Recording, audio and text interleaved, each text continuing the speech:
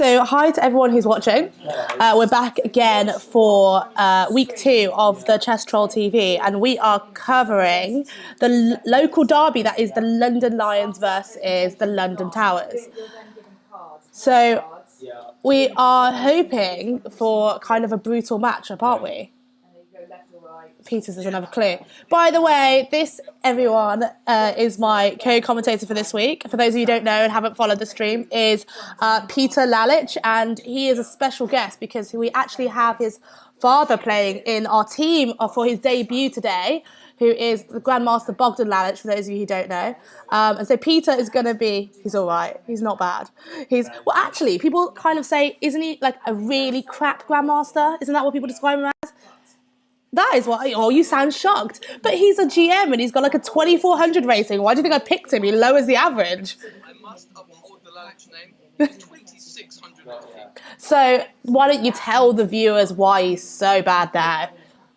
He has a bad reputation for early draws. And why does he do that? Is he just lazy, heads down to the pub? Fear. Fear? Fear of what? FOMO. Fear of missing out. He's missing out on his perfect record. He has like a 95% record for winning. Yeah, but he can't do now if he's halving out every game. Doesn't he realise stats? How does that work? It's 5%. Not a But why would he rather like draw and have a really lame record and and like have his rating drop to 2400? Is he a sandbagger? Can we expect to see him in some like money tournament soon in the under 2300 section? Is that what it is? It's not intentional. It's not intentional, really? It definitely looks it. So we have some interesting lineups for this week. But Peter, probably going to be a bit of a letdown in terms of the fact that you don't even know what's going on in this league, do you?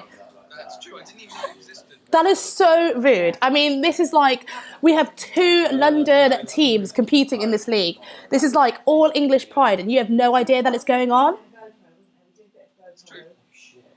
Okay, so this week matchup, we have our team. So we have 2 of the same teams players we saw last week. So last week we had who did we have last week? I've forgotten. James Adair. He scored a perfect 4 out of 4.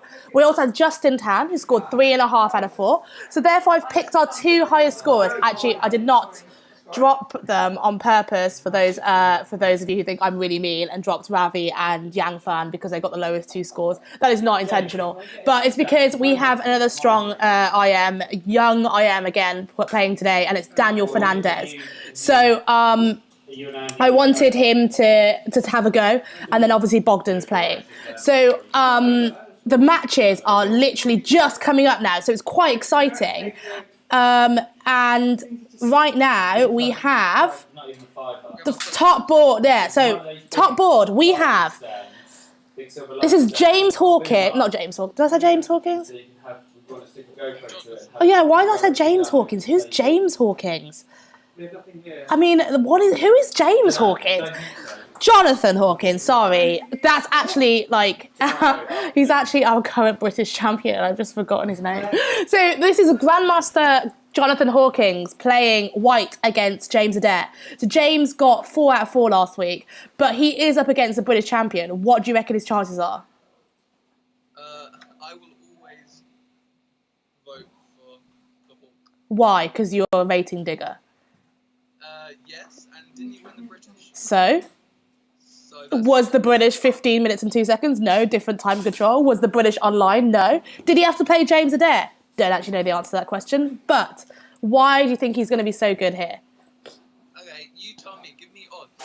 If you favour James Adair, by what odds would you give? Okay, well, to be fair, I'm not really fancying his position right now, so I'm going to, decline that bet. Although, actually, what is going on here in this position?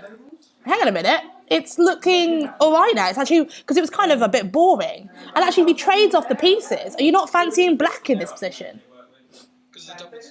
Yeah, they might have just become quite weak. Although this big bishop on g2 might just become really annoying. Especially with rook b1. Look, black's already preemptively defend against us. Well... And b6, he wants to play b6, obviously, right?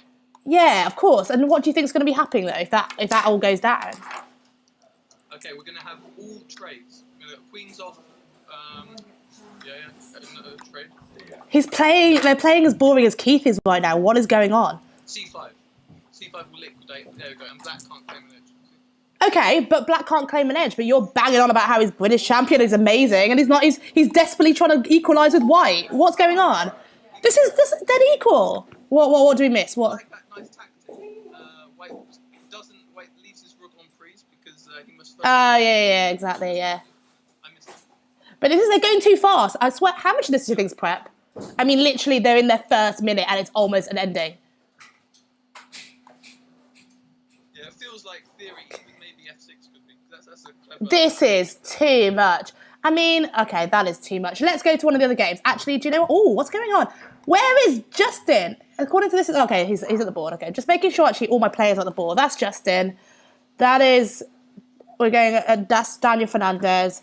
And your dad is also at the board. Good stuff. So just making sure that no one's going to default, because that would be a disaster first round. So let's go to board 2. Board 2 is an interesting matchup. So black is Justin Tam again. So we've got our top two boards today are our players from last week. So Justin is playing black, and he was just online to me a minute ago moaning that he's got 3 blacks. And I'm like, dude, why have you not been preparing? How have you only just found out you got 3 blacks now? So the guy's like, yeah, just chill. I'm going to walk into the games. So that's not a really great sign, because white is currently Amit Garci. Are you aware of Amit? Do you know much about this guy? I think I lost him once, yeah. Well, that doesn't really say much about you, Pete. Oh. I mean, come on, that could be anyone. And so, I mean, Amit, basically, I know him really well because he went to my school. So I know him. He's a Brummie back in the day. My age group. Was always one of the strongest in my age groups. I swear he was like 2200 when he was 11. He was like an insane, phenomenal talent. And like he could have been a GM back in the day, but really just didn't really bother. So I think that, you know, this guy is good. He's basically a GM. So this could be kind of an even matchup because Justin's also quite talented. But let's go to this one. Oh, this is going to be interesting. So this is white playing white is Daniel Fernandez, right? And I don't know if you managed to catch our video about the 4NCR roundup, Pete, but Dan already swindled Keith in that game. Keith had like a really nice position the whole way through, and then right at the end, Dan swindled him. So Keith's looking for revenge right now. And Dan's playing white here right now, but he was black in the game. And so it's 1-0 to Dan as of Sunday evening. So it's still quite fresh. What do you predict the result's going to be in this one? I like Keith. Well, You do? I don't like him. No, I don't like him. Oh, okay. Is it? I mean, okay. We're going to come back to this because for those of you, I'm gonna divulge this secret information or whatever. But those of you who don't know, Peter's parents are both strong chess players. So Bogdan is playing on board 4, even though he's playing on board 4, he's a former 2600 GM. But Peter's mother is Susan Lalic, former British women's champion multiple times, I'm pretty sure, right? So she is a very strong WGM, but doesn't really play for us anymore.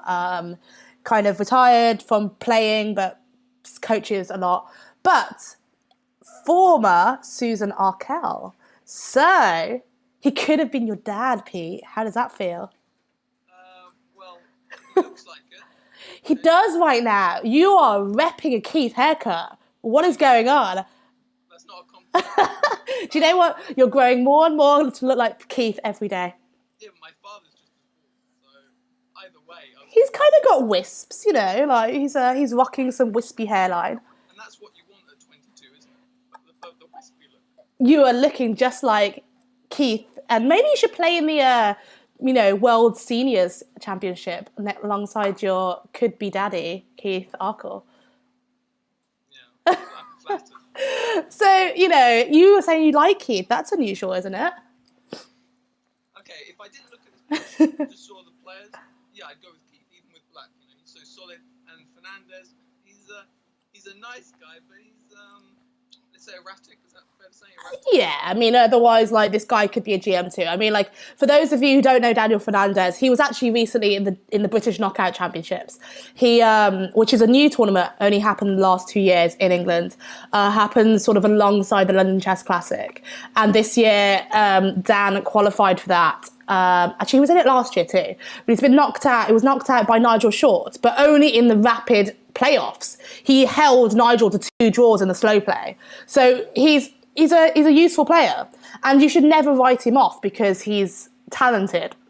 So I don't know. I'm kind of liking Dan's position. Well, I don't know. It's probably going to be quite equal in this game. There's not really anything happening. I'm just going to skip through to the last one, just so we can get to. This is your dad's game. He hasn't had a. Oh, he also say he hasn't offered a draw, but oh wow! So your dad was saying that you were saying that your dad offers draws all the time. Rich Pert. This is Richard Pert playing black, by the way, and I am from England. Twin brother of Nicholas Pert, and he's offered 2 draws already, and Bogdan's declining them because it says above it B unit declined a draw. So and now Richard Pert's offered another draw, but why? He's got this fast A pawn running up the board. What is he scared of? I guess some bishop. Oh, what is he scared of right now? Is that just an intimidation tactic? I mean, Bogdan must be trying to calculate right now whether, like, what is this? He's offering. Oh, he's declined the draw. Maybe it's Bishop D4 he's scared of. But what's going on? Like, say if A3 now, Queen A1. Oh no, so Knight C2. No, Bishop F8. Isn't it by Bishop takes G7, right? No, A3. See what's happening after A3. That's nice. So Queen D2. I guess he's not scared of anything coming to A1 now. The bishop's covering it. And no, Bishop E5 can come because of knight takes E5.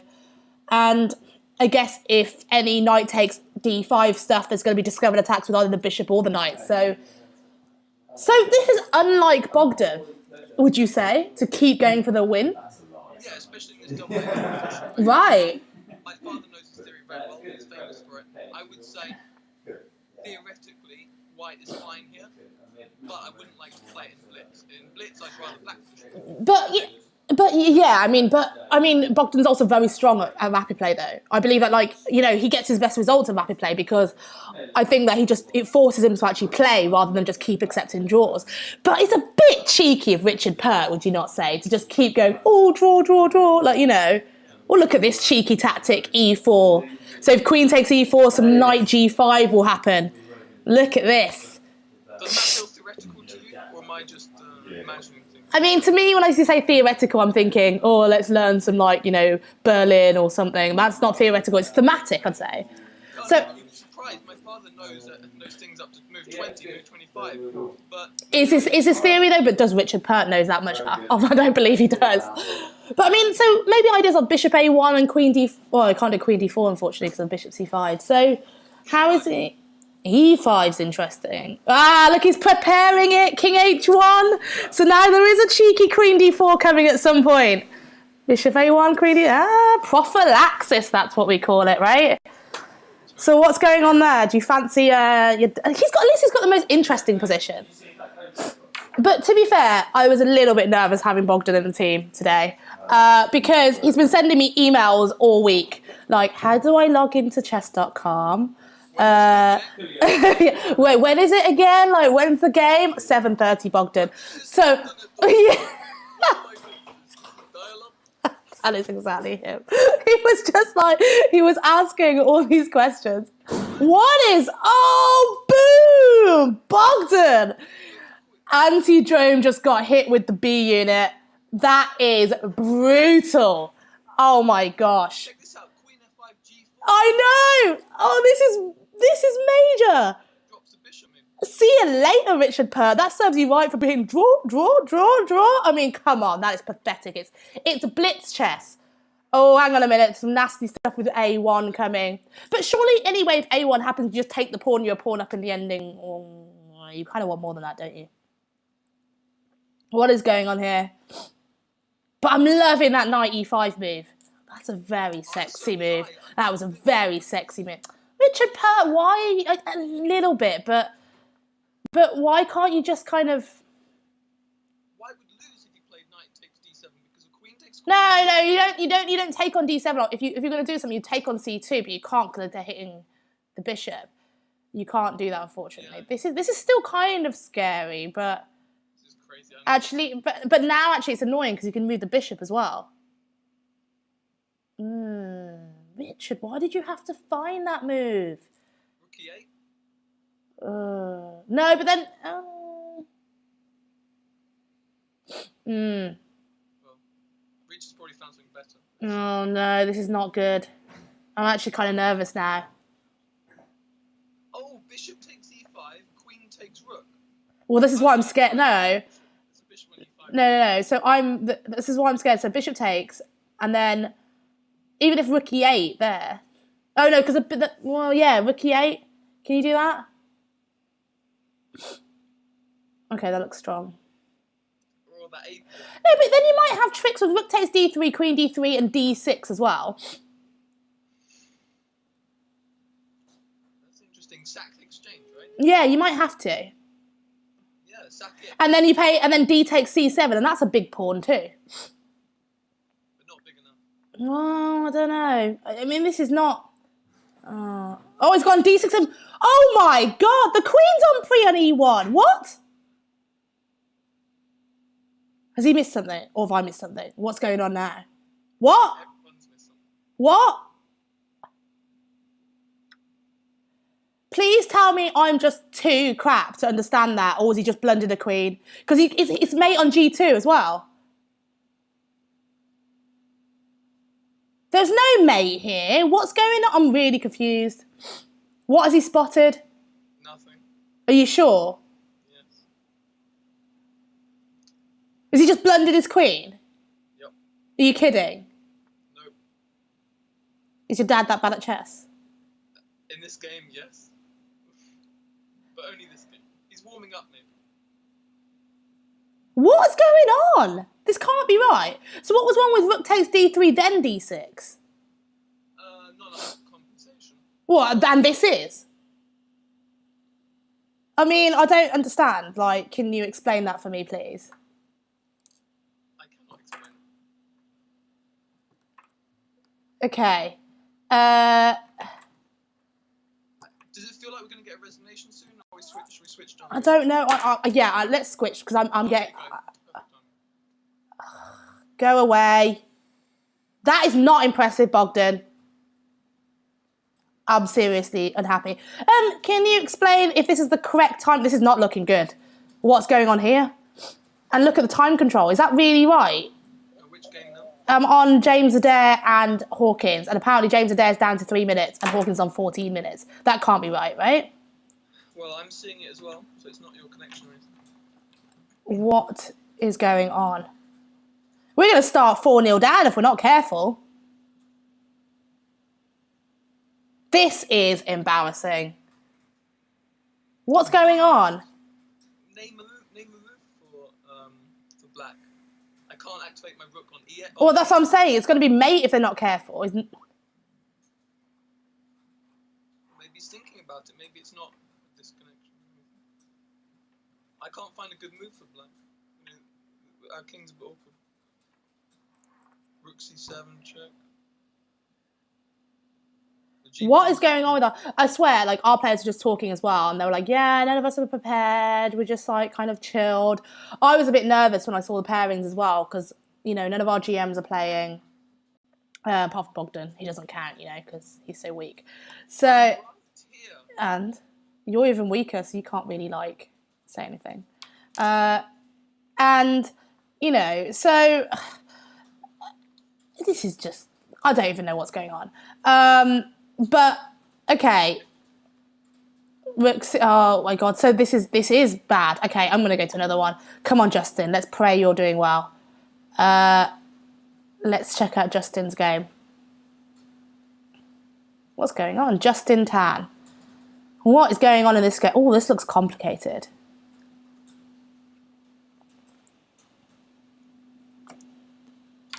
White's a pawn. I don't see much compensation for that pawn. No, I see what you mean. Yeah, how did he lose a pawn? Let's go back. Okay. So it was a Reti, looks pretty boring. And then Justin set up some really kind of boring, solid structure, and then an early b4 came. Okay, so he went after so knight b3 went c4, interesting move. Takes, rook e1, a6, kind of looks sensible. Knight fd2, bishop e6, c4. Okay, so he's getting some space quickly. Queen d7, bishop b2, rook fd8, rook a okay, what's going on? Where did they? Okay, so it looked like he was stacking a pawn there. Oh no, okay, no, it wasn't. Well, yeah, but I'm saying. So takes, queen a4. That's quite a bold move. What was the idea behind queen a4? Just to put pressure on the c pawn? Oh no, it's not even c pawn. I meant to go. Yes, I meant after that to go b5 and put pressure on the c pawn. But really, okay. So he went knight a5 and he had to go b6. I feel a little bit scared of his pieces. And then just knight b7, then he's won a pawn. That's a bit bizarre. Okay.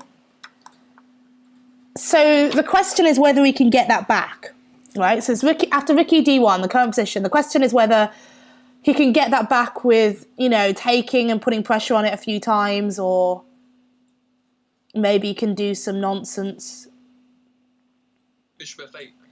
Well, you lose the e5 pawn, but maybe you can do some clever tactic with h5 and go bishop b3, rook d2, and bishop h6, but it doesn't quite work. Does he trade rooks or trade two rooks? Well, if you trade rooks, suddenly the c file's really open and goes rook c7. That's going to be really strong. I'm not really liking any of these games, to be honest.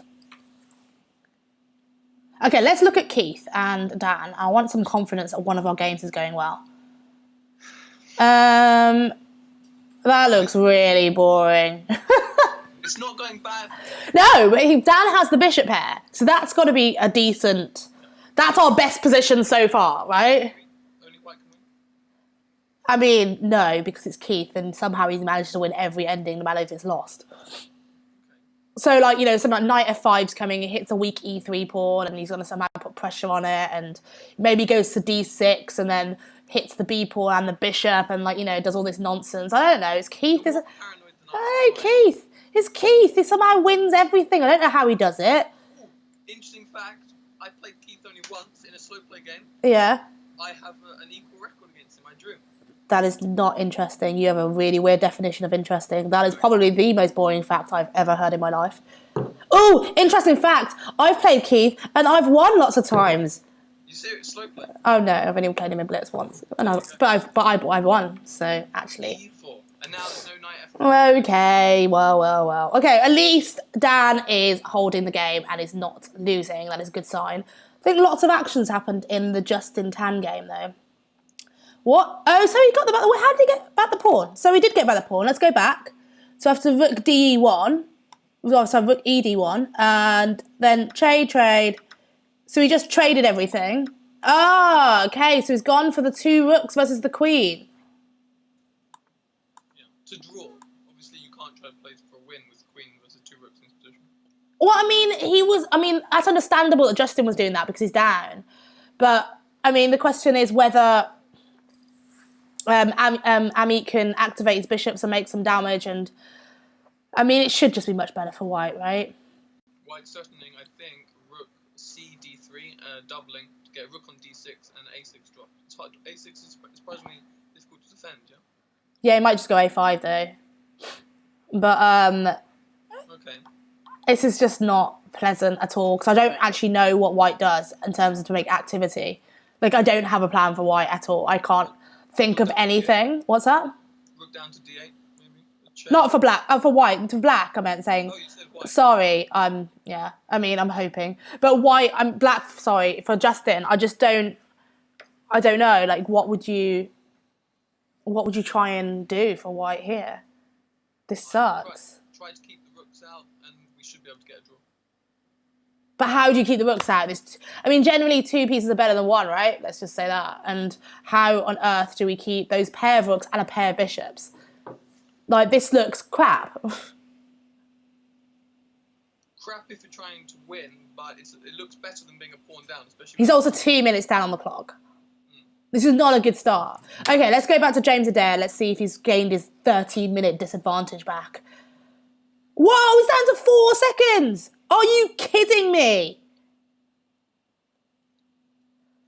Wow. Oh my God. And what is going on here? Is he, like, just a piece down as well? It's white to play, so yeah. White's going to take... Could be rook and bishop versus rook, though.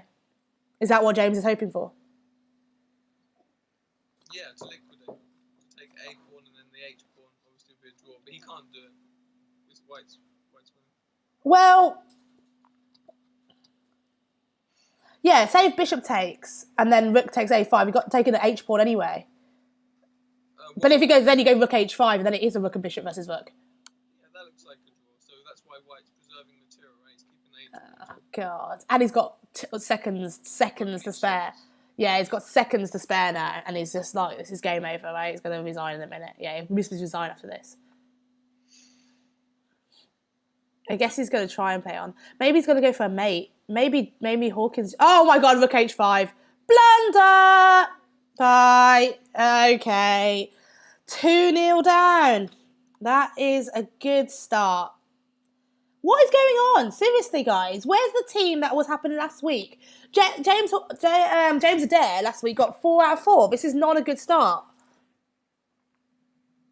What's happened to them? I'm now going back to Dan versus Keith because that was the best one. I'm just hoping that doesn't happen.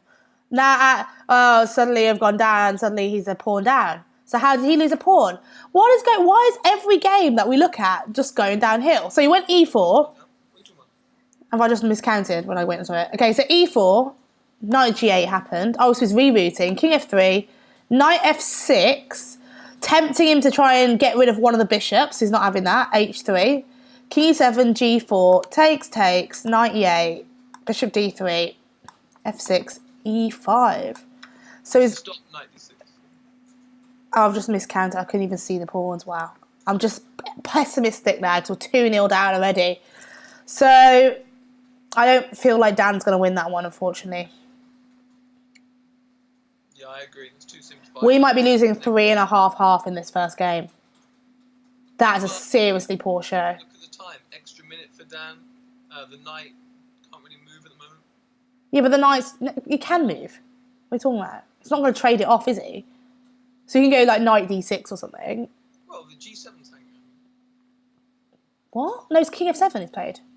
Oh, sorry. Okay. I was like, what? So, yeah. And then... So, yeah, I mean, this doesn't look particularly great. I mean, I can't see anything here. Yeah, it's too simple. Yeah, it's like, I don't think that White's going to be able to make progress in that one and get through. So that leaves Justin to somehow survive this one. I don't really think he's going to survive either. So this is a very, very bad start for the Lions. But White hasn't made any progress. No, and Black's actually got something. In fact, by putting the bishop on d5 is probably a bad idea, because that's the only thing I was thinking, is that if Black gets some activity with the bishops, so he puts a bishop on h3, and maybe somehow we can get the light squares, and, you know, never know if White moves up rook away from the third rank, we can play queen f3 and call it a day. But, you know, it's I was hoping for something like this, so it's kind of bold that he moved his bishop on f1. I would have kind of played with the 2 rooks and the bishop and left that bishop, you know, guarding that diagonal sort of thing. But I guess he's going rook c7 now and just hitting f7. What's happening after that? Whoa. Rook c7.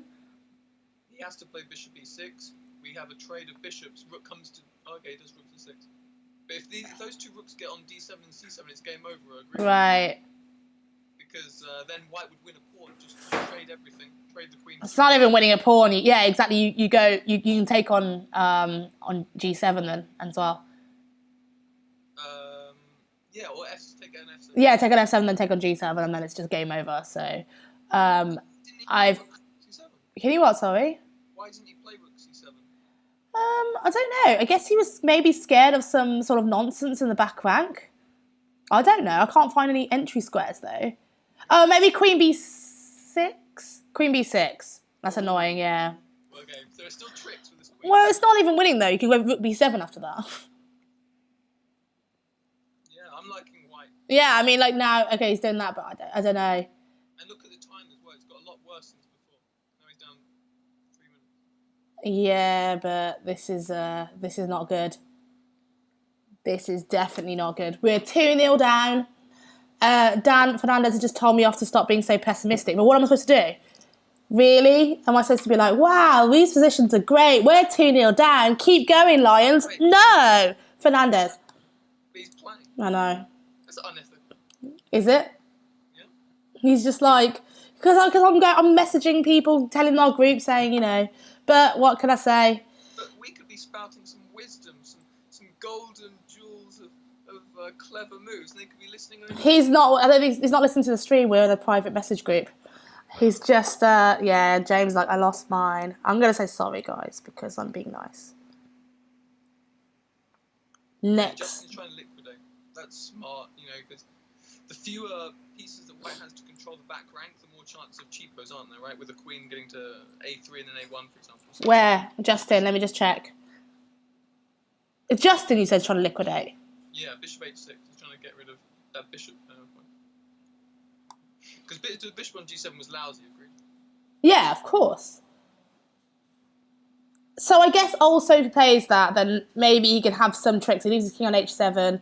So hopefully he can have some tricks and try and play like queen g5. And if they play like rook to takes f7, then they've got some background mate nastiness.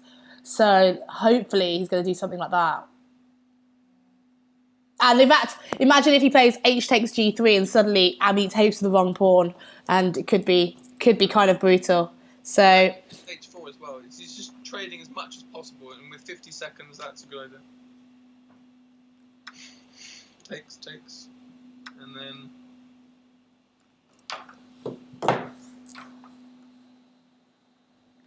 How are the towers doing well? The Lions are a superior team. This is not right. This score is not reflecting well. But look at that. That's a kind of moral victory move. Rook c1. It's kind of lame, right? He doesn't have that much time either, doesn't he? So he's just being extra cautious, you know. We take on g3. Let's hope he thinks that rook takes g3 is a fork, and you know, yeah. that'll be. We can play for dirty tricks like that. That'd be funny. Yeah, unfortunately, we missed James's things. He said he was holding, played down a long line that should have been drawn, but he had some tricky ideas. Hawkins is like that though. He's very tricky. Like he sees a lot of stuff. I guess that's why he's British champion, right? Yeah. I mean, when I was looking at who they could have, I mean, they had Gawain playing last week, right? But Gawain's now in Viscount A. So I was figuring that Gawain wouldn't play today. But they have two of the very strong GMs in England. They have Nick Pert and James Hawkins. Not James Hawkins. Who's James Hawkins? Jonathan Hawkins. And so they have Hawkins and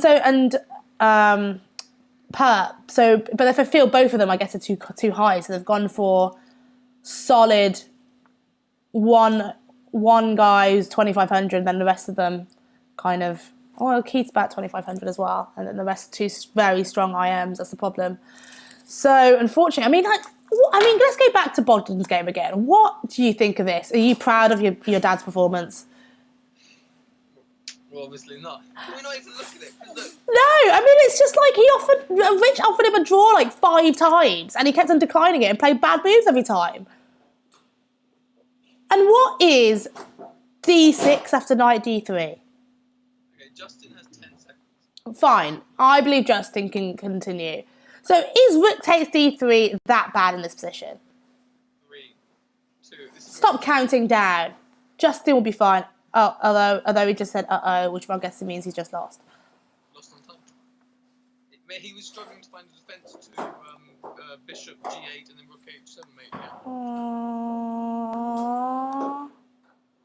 Poor guy. Oh my lord! Oh, he disconnected. Oh no! It just seems like, oh no, I've disconnected. Oh, poor guy. Oh, and then Amit replies, cheers, mate. How to rub it in? Go away, Amit. Okay, he is like struggling. Yeah, Bishop G8 and Rook H7 kind of look nasty to be fair. But he has a defense of Queen H5, doesn't he, Justin? That's what he's saying. So he's curious about how Queen H5 will be met by me. With the threat of Queen D1. Yeah, so if he goes Bishop G8, that could be really embarrassing. Oh, that sucks. And then Amit replies, not sure. Oh, no. He assumes Bishop B3, but then the game goes on. This is why I liked that trade, you see, of Bishop H6. It gave Justin a bit of... Oh, no. But obviously, White's, winning in a slow play game. So Yeah, but this is not a slow play game, is it? I know, but I mean, played it smart with the time, so... Justin shouldn't feel cheated.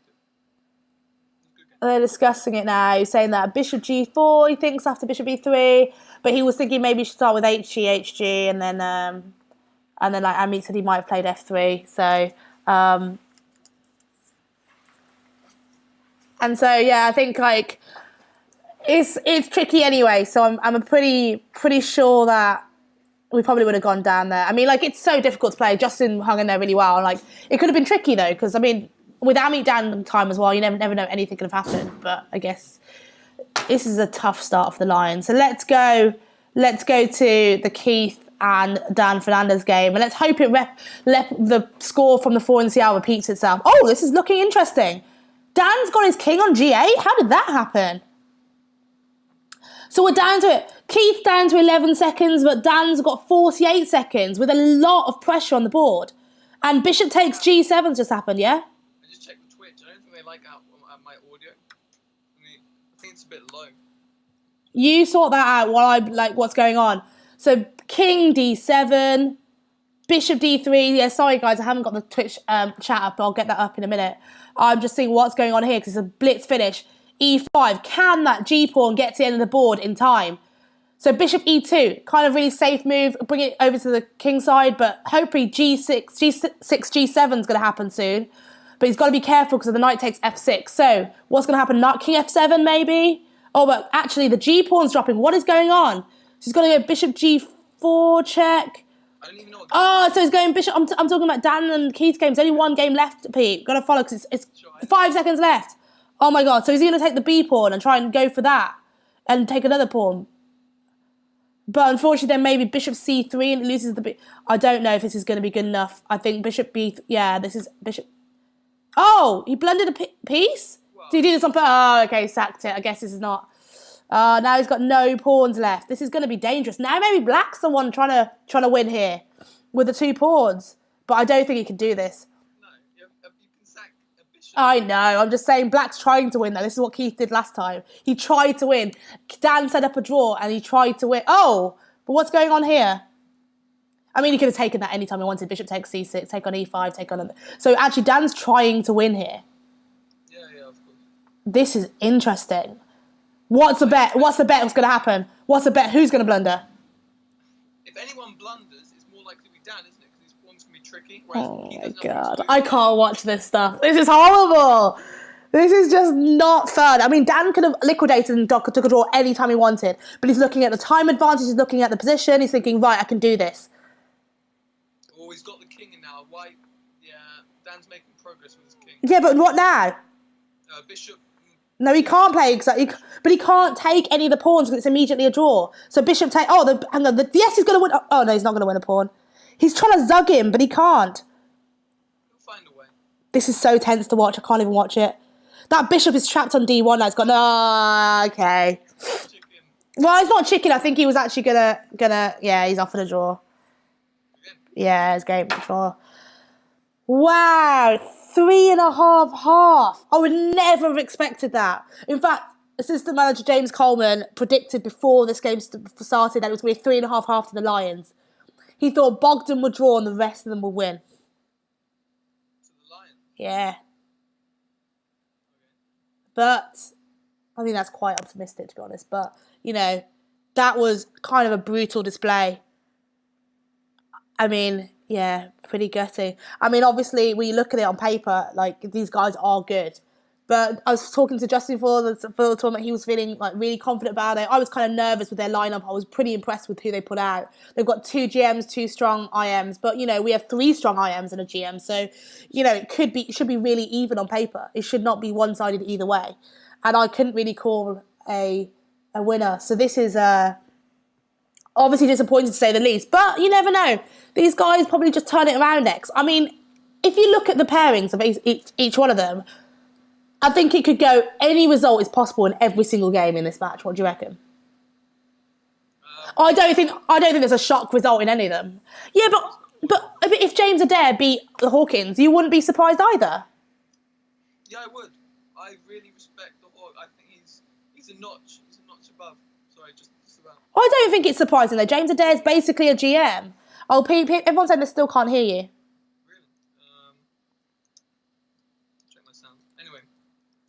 Tell us about the next matchup. What are the next pairings? Okay.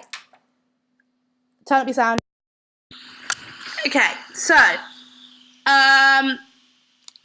let's have a look. So we've got the matches coming up in a minute, and I don't know who's playing yet because they're still sort of doing the whole kind of re-pairings. They should start any second now. I'm going to try and log onto the Twitch screen and answer any of the questions that are going. Sorry to those who I haven't spoken to yet. Haven't checked the stream. I will have a look now. Yeah, so overall in that one, I don't know. I mean, it was obviously really disappointing to see. Yeah, he says Dan thinks he's probably winning before he took on G7, which is interesting because taking on G7 looks like it could be winning for Dan. But 3.5 is not much difference to 3-1, right? The Dan. Pardon? The Dan. Doesn't the have Dan? quite the same ring as the Hawk, does it? The Dan. You can say the Fernandez. Oh, I like that. That sounds cool. The Fernandez. Yeah, exactly. So, he said he tried to cash in too fast. I mean, okay, he can't be too hard on himself here because it's stupidly fast time control right at the end. You've got 2 seconds per move. You've got to think instantly. You're not exactly going to play the best moves in those positions, either side. I mean, it could have gone any way right at the end. He was like, he did his best to even try and win it with the 2 bishops on the board at the end. And obviously, he could have even lost it if he wasn't careful. So he did well to, I think, hold that position. Obviously, naturally, I'm really disappointed for our guys. But, I mean, this is it. I think it's still early days. I genuinely believe any result is possible in every game. Whatever you believe the Hawks are made. I wouldn't be surprised now if Hawking just lost the next game. Because, yeah, fair play to him. He's obviously a great player. He's obviously British champion for a reason. He's obviously the highest rated player in this whole group for a reason. But it is rapid chess, and we do have the youth on our side. We have, 3 super young, talented IMs who could beat anyone on their day. So it is just kind of, I think that it's very, very touch and go. Right, so Pete, have you managed to turn up your sound? Testing. Can you see this the troll stream to answer any questions to see if people are? There you go. Jokes. How do you pronounce it? Appreciates the improved audio. Thank you. Hey, okay. I've gone back to the board, but what's going on with my screen? It's kind of went blank for a second. Sorry, guys. Yeah, so my chess.com went a bit funny. There is nicely Hawkins' nice finish against Adair, unfortunately. Yeah, so next matchup's coming. This is going to be the interesting round, though. So, Peter, are you looking forward to seeing your mother's 2 ex-husbands playing each other right now? Very much so. Now, I've got a question for you. Okay. Who is your mum supporting in this match? Well, we joked about this earlier. It's a case of the lesser of the 2 evils. The lesser of 2 evils? Is that what she said? It's kind of evil. And Justin Tan going offline as my notification is not impressive. So, Justin, I'm going to take off my headphones to see if I can hear you better. But, I'm going to put this back on, actually. Okay, a better question is, what are the odds? I actually favour my father. Not just because of the bias, but I feel, like you said, he's very good at rapid play. I think his FIDE rapid is something like an extra 100. I'm a bit scared that he hasn't logged on, though. Oh, then I favour Keith. That is not a good start. I'm just going to check my emails in case Bogdan's like, okay, bye. Yeah, or Facebook message him. You Facebook message him, I don't have him on Facebook. Okay. He deleted me on Facebook. Oof. We won't get into those politics. He deleted me on Facebook, and, it was tough, and I was kind of upset. But what can I say? I'm getting over it. But I'm a bit scared that he's now disappeared. And Justin is saying that his chess.com is screwing up, so he doesn't know what to do either. So I'm a little bit nervous. I'm 2 men down right now. Just as they warmed up. Let's just see. Is Dan okay?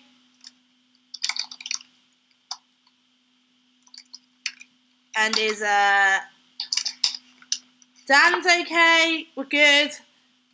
But I can't see anyone else. Hang on a minute. What is going on here? I can see Bogdan in another game. What is he doing? Look at this. So B-Unit versus Rudoso. Why is he playing another player? What is he doing? He's so addicted to chess, he has to have some This action cannot on be the side. happening. This cannot be happening. Has Bogdan really decided... in another game. Pete, turn off the Twitch. What's going on? Turn off the Twitch, dude. That's not my Twitch, is it? That is your Twitch. It's not my Twitch. It's someone's Twitch. It's your Twitch. It's not my Twitch. It's not my Seriously, guys. So, I don't have Twitch running. So, someone turn it off. Pete? This is war. That's you. I can hear it. It's not me. That's Dude. not me. It's not me either. That's so unprofessional. How is it me? Because I would don't never have Twitch play such open. garbage modern music. I don't even have that on my computer. Neither do Shame I. on you.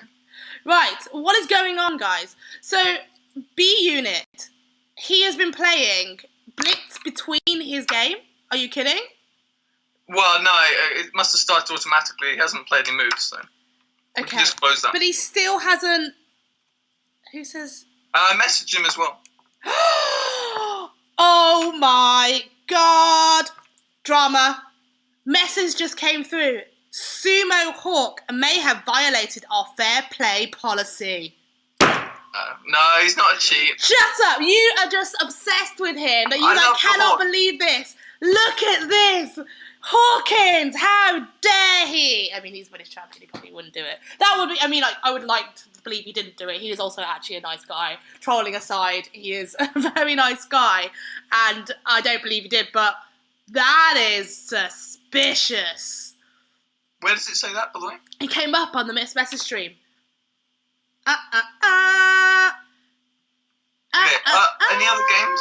Because my father's down to 11 minutes. Should we move on to another one? Yeah, what is going on though? I'm a bit scared. So, has Justin signed on? Let me just check my team. So, I'm going to put up Richard Pert versus Daniel Fernandez. I'm fancying Dan in this match, right? So, Daniel Fernandez has got the white pieces, I think, against... No, Dan's got black. and Richard's got white. I'm just going to check my team is okay. What's going on, Justin? And you can tell us what's going on. Okay. Well, black's moved his bishop to a6 because, did you know, bishops move diagonally? Now, this is just a novice analysis. Thank you. Thanks. I don't know this opening, so... What do you mean you don't know this opening? It's just... It's not even, theoretical. It's, just boring. I mean, okay, it's not boring. It's typical Dan playing b5 against d4. This is what he does. Like, Dan just, Huh? He went d4, b5. This is Dan. He does this, for the No sake wonder I of don't know it. I like white. Obviously, this is a very unconventional opening. We have a knight on c4 attacking d6. e5 break is so thematic. If black doesn't get his knight out to f6, he's going to get crushed. I'm a little bit concerned that two of my players are not at their board and one of them is about to forfeit. So, what is actually going on right now? Dan Fernandez, great. But now, Justin, what is going on? Pete, continue talking about the opening that you apparently have no idea. Okay. Justin is having trouble. So is... Who am I missing? I'm missing a player. Justin, Dan, James. Where's James? Play deads against the meat. Huh? There's a game going on. Play dead with the white pieces against the meat. Do you want to see that one? So he's playing. Mm-hmm. Oh, is it supposed to be Justin against Hawks? So maybe that's what it is. Maybe Hawkins just got a problem with his thing, not like he cheated. I mean, I just don't envisage Hawkins ever cheating. So it says they've affected the fair play policy. So something on Hawkins' computers obviously affected him playing. So maybe that's why Justin cannot actually log on. What do you reckon? Sure. Sure, you have no idea. I haven't signed into chess.com in 2 years, so you're the expert. I'm not quite an expert either, but the point is there is a notice that came up saying that Hawkins has violated the fair play policy. Okay. So that's obviously not good. We want some action. Yeah, let's go on to the games. Let their clocks tick, whatever. I want to see a meat versus play dead. Is that James? Okay, so I'm just going to check. I've just gone onto the chat. Whoa. Come on, you have to see this. I'm looking at it. Just played bishop to h8. And if white plays h4, that pawn structure is for the rest of the game, shutting that bishop. Black might have just sealed his own fate. This could be 1-0 by move 14. You've got to check this out. Well, I can't because I can't find it. What, black? Is Ami Garci black? Yeah, we just played bishop to h8. Okay, so that is... Okay, while I find that game, that is good news. So I'm hoping that it's just losing. Ooh, this does look juicy. We have the position. Ooh, this could be a quick turnaround. You know, he's playing the modern. I mean, it's kind of... Let's just whiz through the game. Right, we're going to the beginning. E4, G6, D4, D6, this nonsense. And okay, so James chooses to play the really active F4 stuff. And okay, Bishop G7, Bishop D3. Bishop... I'm just a bit concerned. Sorry, guys. Just got a text from Justin saying he doesn't know what's happened because the game's aborted. Is it safe for him to pop down the shops and get some booze? What do you reckon? It's always safe to get booze, yes. I approve. Okay, so, Justin, we approve. Go get drunk. Yep, that's your advice, right? Send. Okay, send. Right, back. Bishop G4, H3, takes. So you see, these positions are always really weird for me, okay, E5. Because I like them as white, generally. But, you know, same with King's India players. We were discussing last week that, you know, Yang Fan loved the King's India and he had this position. None of us particularly like them, but he does well with it. Obviously, Nakamura does well with it. Perk, modern players, sorry. Is it Perk or Pierce? Pierce. Oh, shut up. Okay, I mean, it just sounds... Who says Pierce? Can we have like a vote? Probably Hungarian. How many of you say Pierce? Raise your hand or vote. Yeah, vote. Comment Please, below. really? I mean, surely most of us say Perk, right? Perk? Am I right? Or is it Pierce? Let's have a vote. Anyway, right now, I'm not sure. But the point is, takes. And, you know, this stuff happens. To me, I would love this position as white. You know, you've got loads of space, you've got, like, you know, bishop's coming in, you can castle either side, and it's perfectly fine. Personally, I love the fact that you can shove your dark square bishop over there and castle queen side, have it readily with a discovered attack on the d file, and go g4, g5, h4, h5, and just have a lot of fun. But for some reason, black loves these positions, right? And they, I guess if white over pushes, then they have loads of weaknesses, is that... But... So this has happened. Castles, and who does it? James Adair's just like, right, not impressed that I lost to the Hawks, so let's go. Woo! F6, Bishop H8. This is, I mean, black can't be happy with this position, surely. So he goes B5 and thinks, okay, let's shove a pawn then so that I can do something over here. So... He went into it voluntarily. This feels like a Pierce, like some special line. I can't believe someone of a meat standard would go into this just without a plan. So I think he's heard that black can get counterplay on the queen side with b5, and as we see after a4, Even then, he plays a6. I'm liking white. This is not standard though. Like with these sort of positions, you know, you do play like often you play like a6. People put. I mean, the point is they play them in all sorts of move orders, right? And they play a6 on like move 2 sometimes. Well, not like 2. I'm exaggerating, but you play a6 really early on, and you get these positions where white looks like they've got loads and loads of space, but black comes out with counterplay, and it's sort of like. If white puts all his pieces on active squares and plays these amazing-looking moves, suddenly white runs out of space, well, not space, but runs out of moves, and then black suddenly has all these plans to push forward. This doesn't quite feel the same thing, though. It feels and the reason is white has castled kingside. White hasn't done anything yet. I'm not there yet. Now he's castled kingside. Wow. Black has no real attack. The only square he has, the only compensation is f4, which admittedly is weak, and it'll be interesting when these knights team up. I've cheated. Weak look, though. How do you get? I mean, like he's got 3 pieces on it. What? I've skipped forward, but black's knight f8, and then he gets to but you can always go knight e2 to stop it. Yeah, he's done that. d1. You see what I mean? It's just like. And black's then just what's down he got? bishop, basically. Now bishop e. Yeah, I mean this has got to be long term great for white. I mean, I'm happy about this, but I am somewhat concerned about the fact that there's 2 players just not playing. So, right now, that is my concern that I need to find out. Someone just said, tell Pete he's wrong, it's perk. But then someone else just goes, I say peers. Okay, I'll Google it. While we're waiting for my father, because he has 2 minutes left. Can I just say to whoever Mikos is going, oh my god, a girl plays chess. I mean, this is it. I've had this, like, kind of every single week. Or every single time I'm, like, ever at a chess tournament, they're like, what are you doing here? You, like, meeting your husband, or you're picking up your son, or something like that. I mean, you do realise that girls do play chess, and a lot of them are strong. So, yeah, I'm not going to entertain the kind of sexist stuff. But they're saying, people are saying that they can't see the board. They can only see the bottom of the board. Is that right?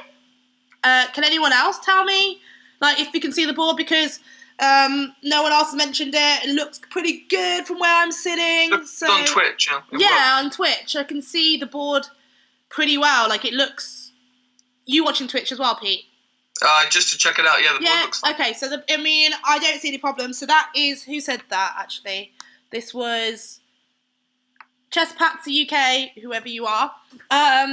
If you can't see the board, I don't know what it is. It seems to be working okay, so hopefully all is good. Right, a little bit concerned about my players. Does anyone know what's happened to them? We've received a note that Jonathan Hawkins has violated chess.com's policy. That is not a good sign. So, we don't like that. I might try and contact the guys at chess.com and see what's going on.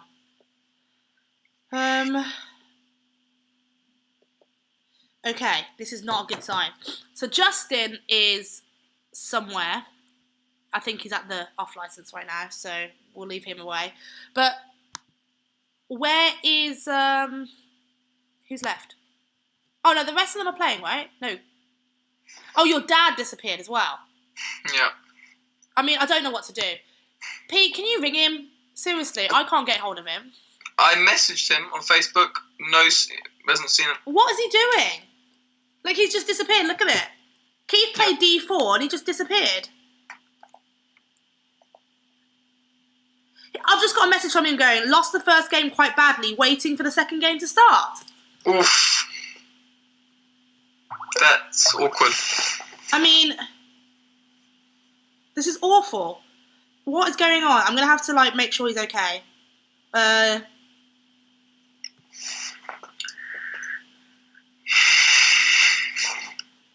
by the way, while you're doing that, Chesspats UK, you're right about the bishop is sadly rip, right? And it is just game over. Okay, we were being polite, I think, trying to find some strategies, but you're wrong. I just Googled Vasya Pirts, obviously that's how I said pronunciation. Listen to this. I'll try to bring my speakers up to ear-piercing levels. Okay?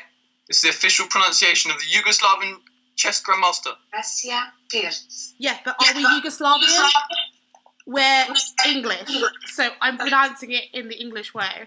So what I was saying is that, is it Pearts? But I presume it's Pearts because that's what people say. But really, in this country, we all say Perk. So. Okay, fair enough. But, okay, we probably shouldn't. I mean, that's like saying, you know, whatever, we just don't call people the correct name because we're saying it in an English way. So we probably should honour Yeah, but you make an effort to honour, don't you? To honour. Yeah.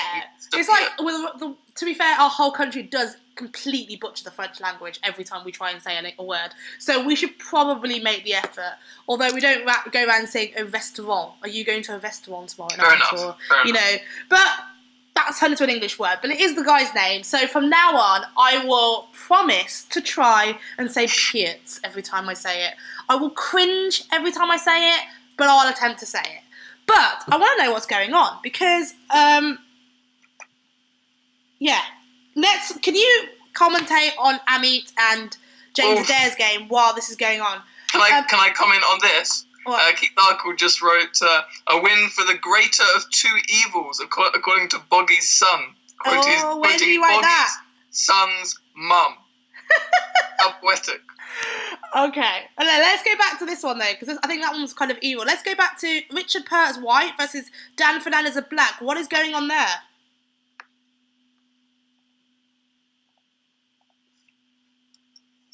Pete.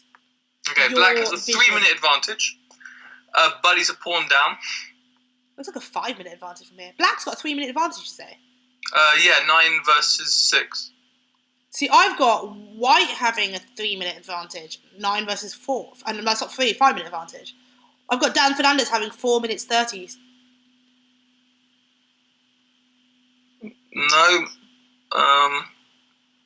Richard Perk has 5.5 minutes to me versus 9 now. Oh, okay. This is weird. What? And obviously, Black's grovelling for a draw. I mean, looking at his king in the corner, pinned down to the 8th rank. He's trying to move it. He's playing King J, but the White's king is more active. I think this is, I dare say, technically winning. Just because if White didn't have such an active king, then Black could rearrange his forces. But look, already the Black rook has only 1 square to go after King E4. He must go to Rook G5. Well, my move's just immediately updated. It's weird because I'm on a super, super, super fast connection right now. I have it's gone up to 80 megabytes per second. So it's something ridiculous. So I don't know why it's so delayed coming through. But okay, this is now 4 versus 3, right? Rook and pawn ending. Mm-hmm. So, I mean, I don't know, because you know this, they always say all the pawn endings are drawn. So maybe this is just drawn. He's played it, King E4, the rook. Oh, okay. He's gone for more active rook, which is obviously another chess. So another King E4, can you not just go rook G5, and then you try and take the pawns, and if G3 you go H4, and then maybe you just take the pawns. But in any liquidations, White will always have the better king.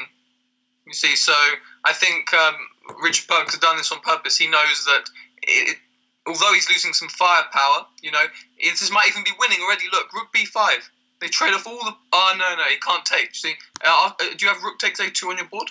I don't have anything. Why are the pieces not updating? What move number? I have 37. Oh, now it's 37, but they just keep popping up in one go. Rook H4 now will win the B pawn, perhaps. There you go, he's played it. Just want to say that, I think that you say that Yugoslavia isn't a thing anymore, which is true. You mentioned that it's a Yugoslavian person, but I think he was saying that the guy was originally from Yugoslav, which was Yugoslavia, so it doesn't exist anymore. That's what he's trying to say. Sure. It says I have a virus on my PC. First of all, it's not a PC, it's a Mac, so therefore it's superior to a PC, and I 100% do not have a virus on it. I mean, Macs don't get viruses. I don't know what it is. Maybe it's the software I'm using, but I'm definitely on a super, super, super duper fast connection. I think chess.com just does not like me. So it's coming up with the moves kind of slowly. But we are taking a quick 5-minute break after this one, and actually... James Coleman from the last broadcast is coming back to. I've got a message from one of the guys at chess.com. He says that we don't know what's going on with the connection. He's saying that my players don't keep moving. but they've trying, but they just can't actually get connected. They're not getting the boards coming up. So, by the way, it's happened. This is game over. White's now 2 pawns up against nothing in the I rook can end. see it too. This is not good. So I'm just trying to work out top technical issues. So in our break, unfortunately, we've obviously had a really bad run here. So we were 3.5 down in the first game. We seem to have 2 defaults. And then we've got this game gone. So Richard Pert's beaten James Adair. And the only one that's happening is it's not James Adair, sorry. Richard Pert's beating Daniel Fernandez. Mm-hmm. And then James Adair is hopefully, I'm going to turn back to that one, going to beat Amit Garci. So, pawn down again.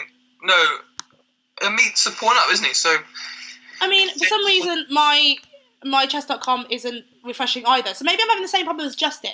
Now, I know I have a super fast connection, right? I have 80 megabytes per second, so it takes ages to come through. So Justin's having this problem as well. He can't see the board.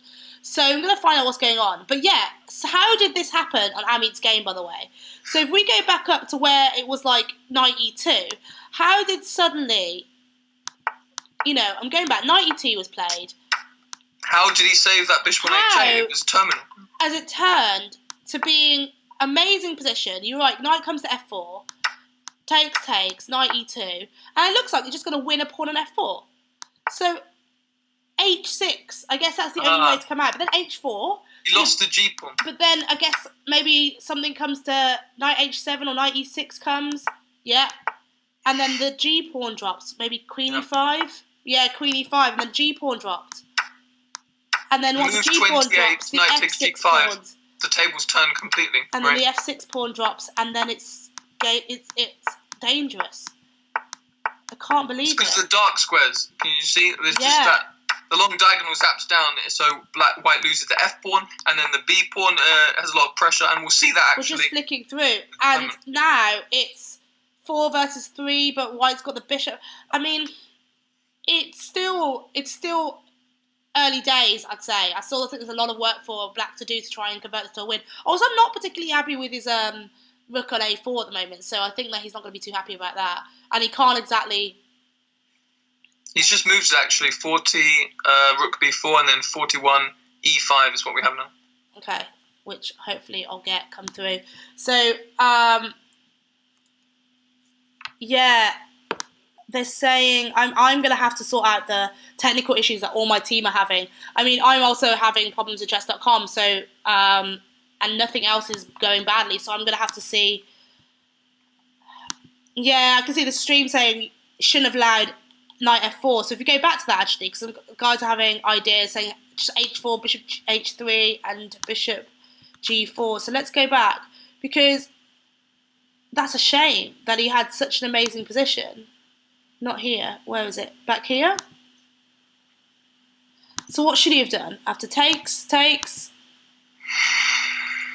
Which move number? So he thinks that he should go h4, bishop h3, after move 21.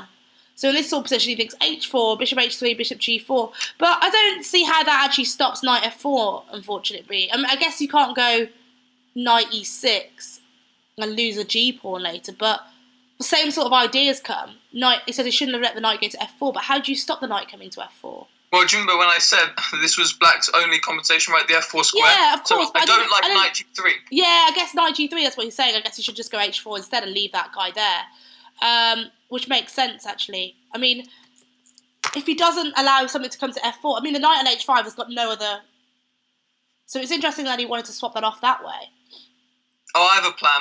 Pawn to h4 and then bishop h3. Because that's what the spectators were saying. So Mr. What Because is saying knight g3 is terrible because h4 is much better with bishop h3 and bishop g4. Bishop g4 is a really nice idea, actually. That manoeuvre is really nice because actually then what happens to the knight on h5? That could be really nasty. Actually, how do you solve that? That is a really good plan. You have to go knight f4 then. Because obviously by the time that we execute this bishop h3 and bishop g4 plan, black would have got his knight to e6 and can then support knight h f4. So we'll get mass trades, right? Yeah. Exchanges, which are good for white because he's currently effectively playing upper bishop. Yeah. Upper bishop on a chain. It's a shame that he's let this slip. So let's go back to the current position to see like how he's doing. So, I mean, if my chess.com actually updates, it would be helpful because it's stuck on move 40. Okay, it's gone back to move 45 now, so it's got rook f4. What's going on here? I don't like it. I think that g-pawn could be quite quick. What do you reckon? A lot. I've got up to 47. What number are you on? 45. Why is my thing so slow in updating? I'm going to find out what's going on. Yeah, apparently Justin's having problems, and so is Bogdan.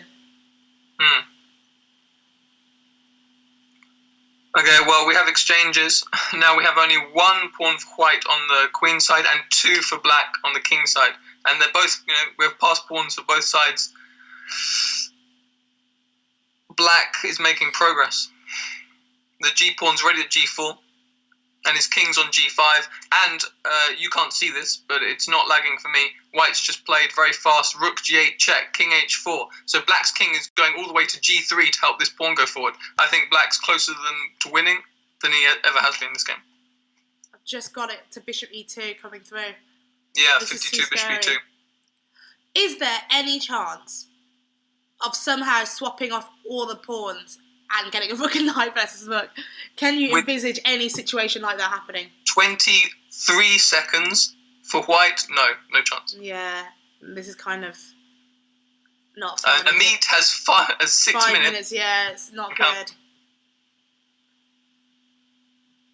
I'm trying to help see if my team are actually going to be able to get back on 9 because everyone's having problems.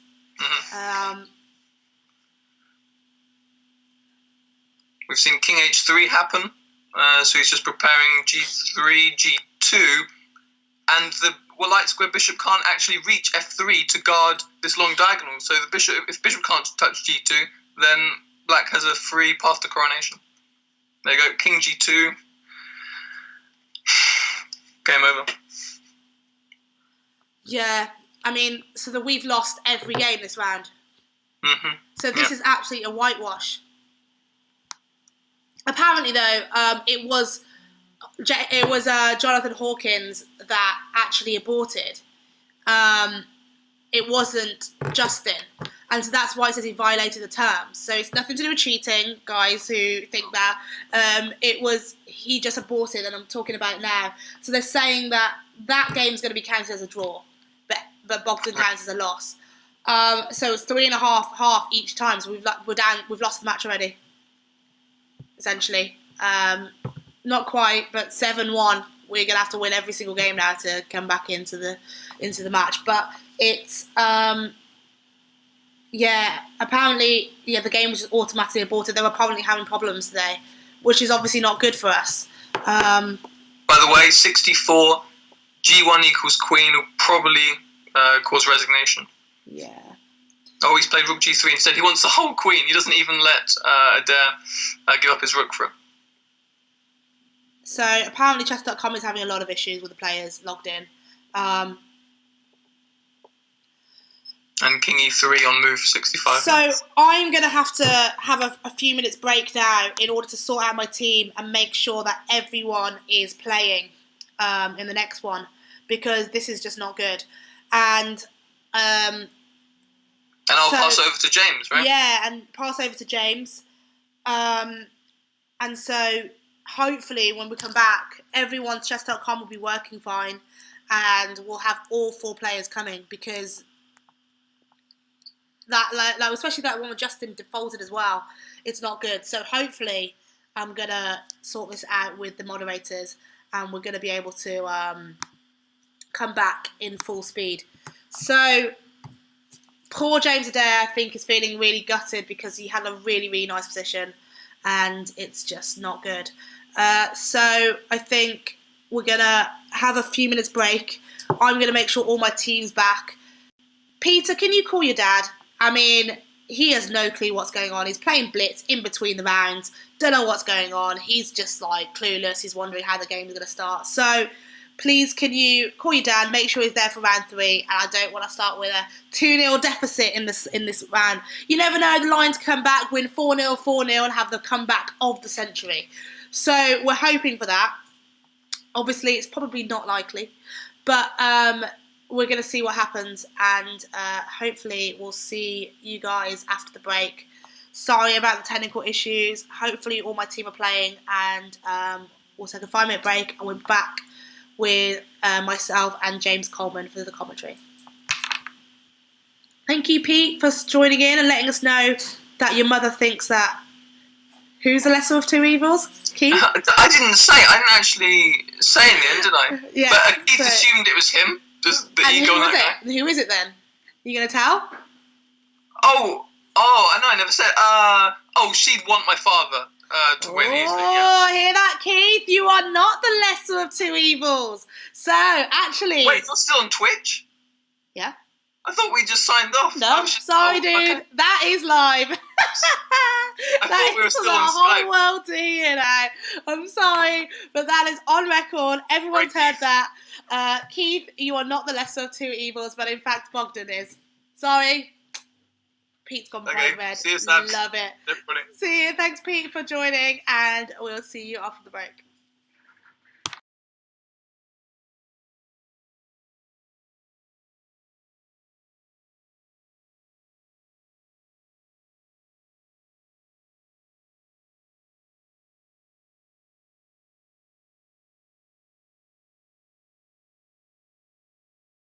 Good sign this time is that 3 of the games have actually started. Is it Bogdan's that hasn't? What do you think? Yeah, unfortunately. Yes, Bogdan has not started, and the other guy has moved. So it's not like the other guy took a minute to move.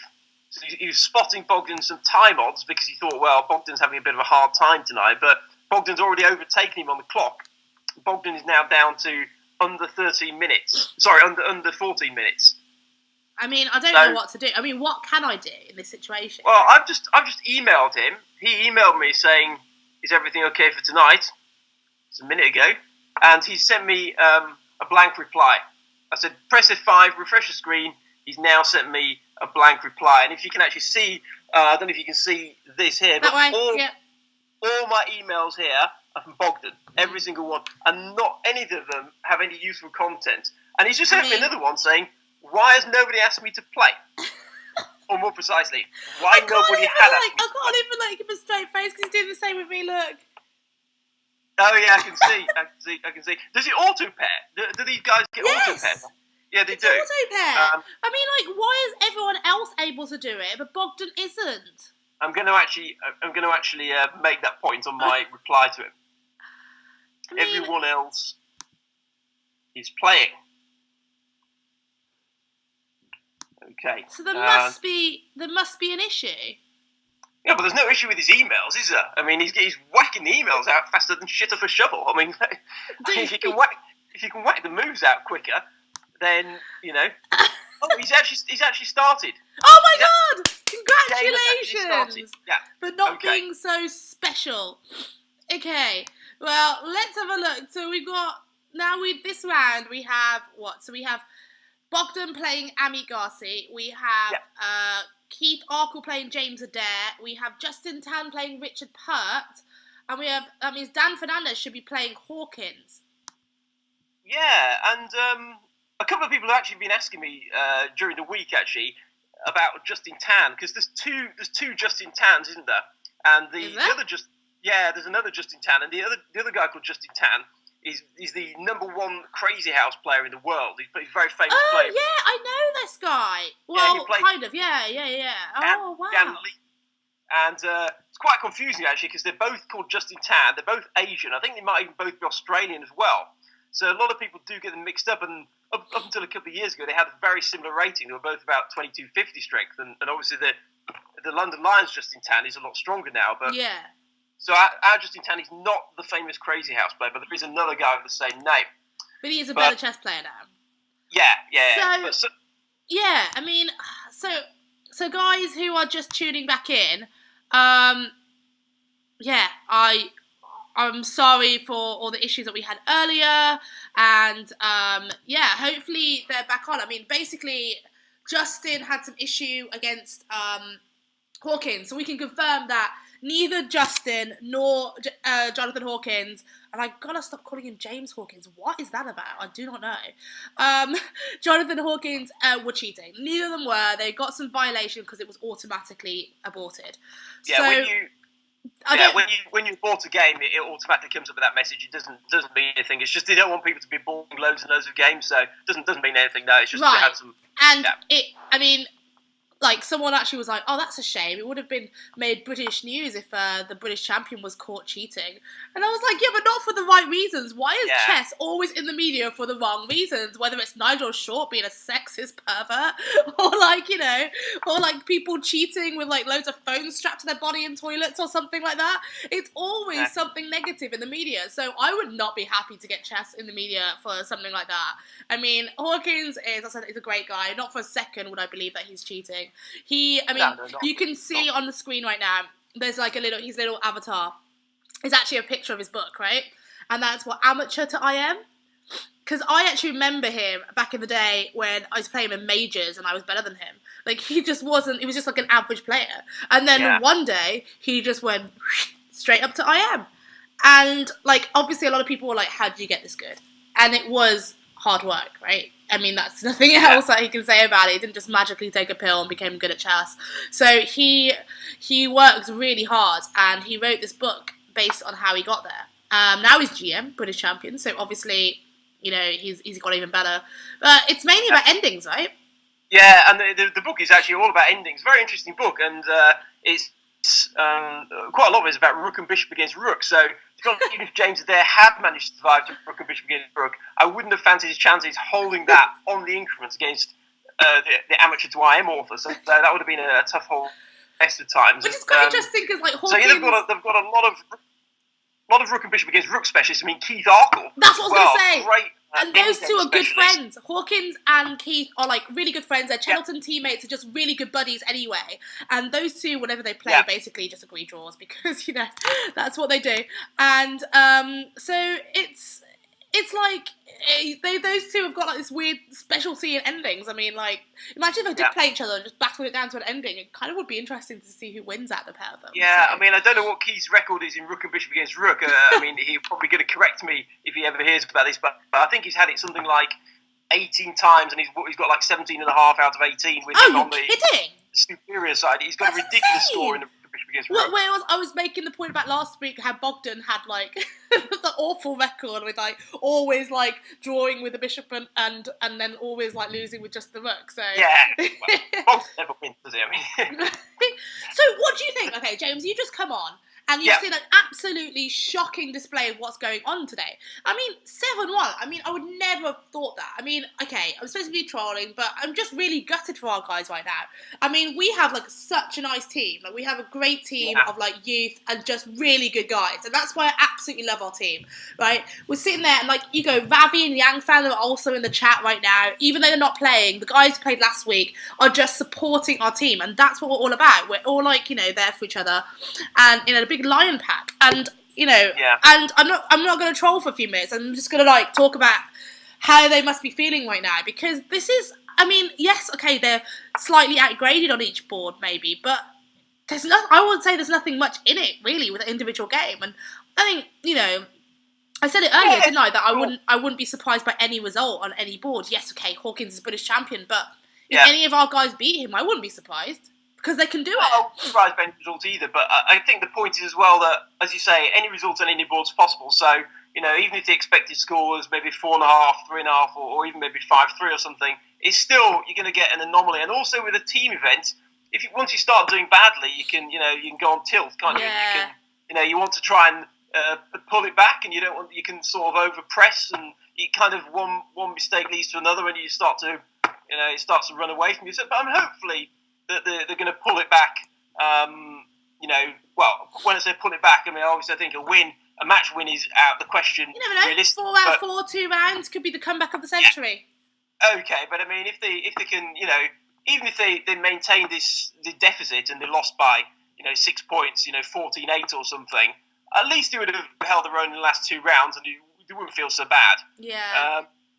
The main thing is, just hopefully have some interesting games. It would be nice if everyone got at least one win, but, we'll have to see how the games go. I mean, maybe let's take a look at some games and see. Yeah, I've just tuned into the Bogdan versus Ami to see how he's doing, considering Bogdan's only played 1 game so far. Yeah, and okay. that first Bogdan game, I mean, what do you think about it? Because it's like, Bogdan Well, chose to I thought turning down the draw was pretty inexplicable, because even though it looked like he had some, some sort of chances, the A3 pawn or the A4 pawn, perhaps, wherever it was very strong at that moment. Do you think he knew how to accept a draw? I mean, yeah, that's the only other thing that I was thinking wondering about. Because he seems to be so confused online right now, and he's like, maybe he just didn't know how to click accept.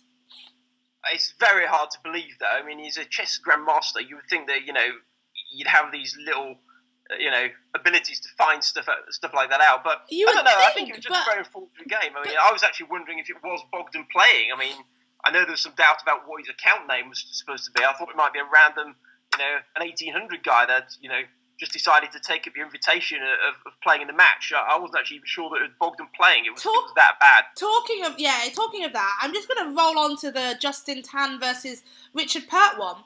And we can see that, I mean, Richard Pert is playing black.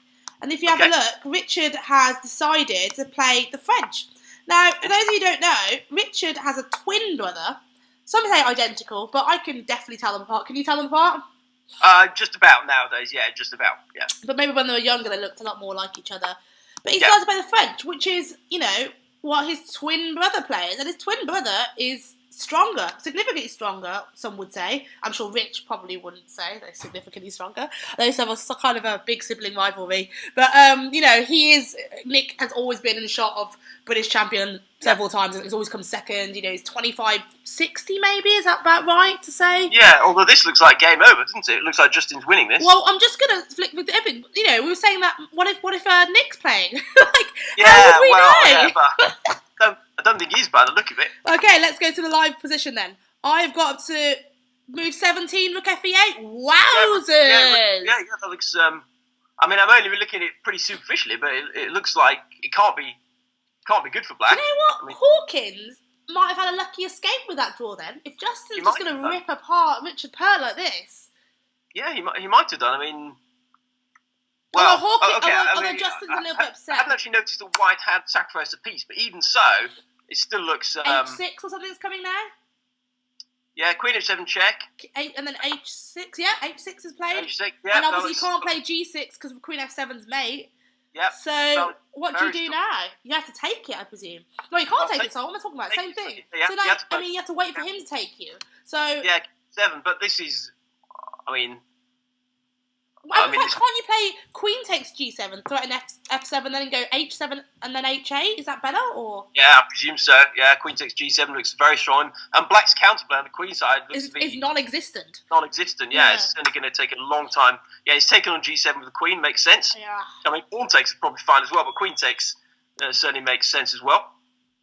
And so the threat now, I suppose, is just to play Queen F6 check. And mate him that way. You don't take on F7 first. You do a check on. The threat is to do a check on F6, forcing him back to F8, and then to take on F7. So Black's got to deal with a mate threat here. I just want to say, James, I'm just going to roll on some comments on the Twitch channel because they're kind of funny since you're not looking. But some comments about you. So first of all, I'm going to find this one kind of funny to say, but apparently you don't seem so frigid as last time, James. Oh, really? Yeah. So you were frigid last week. What happened, and why are you so loosened up now and relaxed? I don't know. I'm not sure. Maybe it's because I've got my bright orange shirt on. But you had a bright yellow shirt on with a lion on it last week. Yeah, it wasn't quite as bright. This one is more like a dyno rod drain plunger. So do the bright colours loosen you up? Yeah, they do. They do tend to loosen me up somewhat. Yeah, that's not too loose, but okay. If I mean, it certainly does help.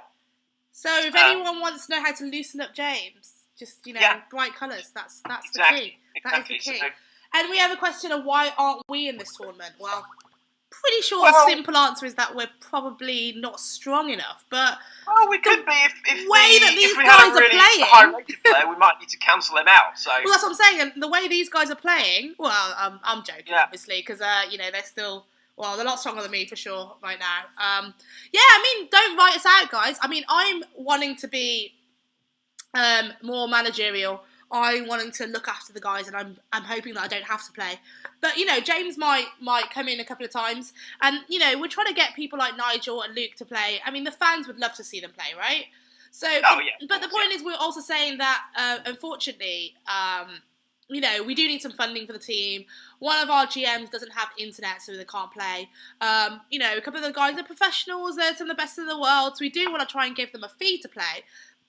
So we do want some support. So we were saying that last week. We wanted to try and get, there's a GoFundMe page, which is online on our website as well. And, you know, it's just GoFundMe, and then it's /help English chess.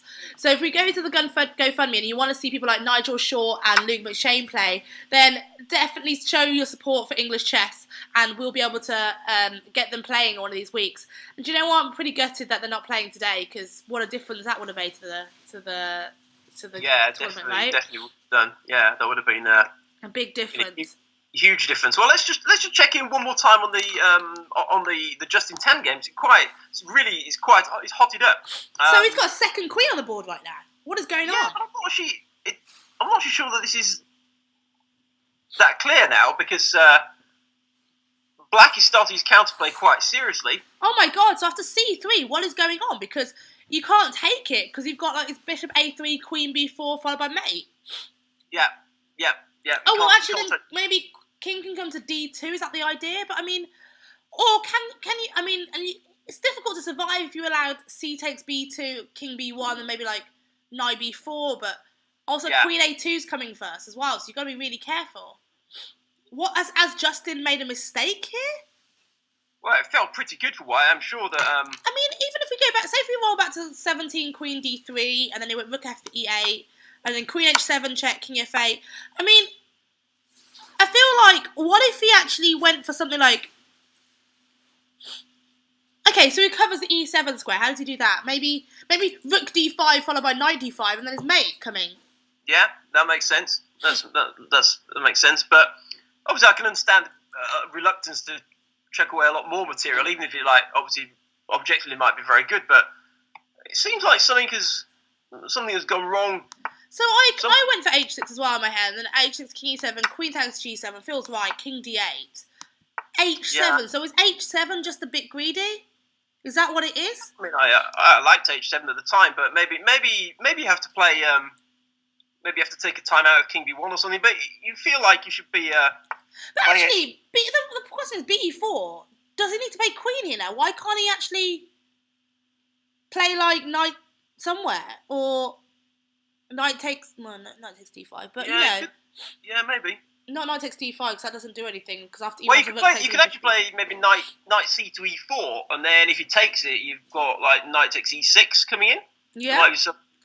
Or even just Queen F7, or even you've even got Rook D7 and Queen F7 and Rook D1, and you've got like Queen takes F7 is even better. Yeah, Knight takes E6 is probably overly flash, but that looks good as well. I mean, it's just I feel like.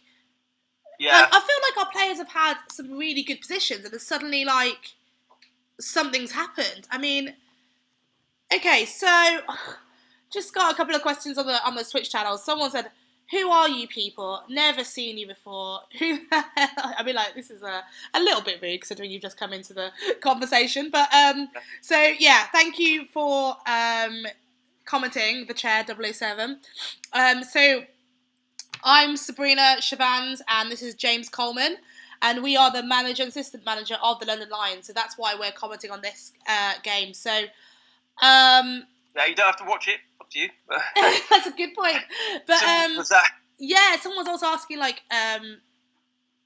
yeah, Bishop F8, and someone's like, someone goes, oh, we're from Great Britain, and someone goes, yeah, I'm from here too, but no, don't worry, you didn't sound rude, but I'm just messing about. Yeah, so we are, to be fair, this is our new channel, so we are very new to this, but we're hoping people like it, and we'll tune in more.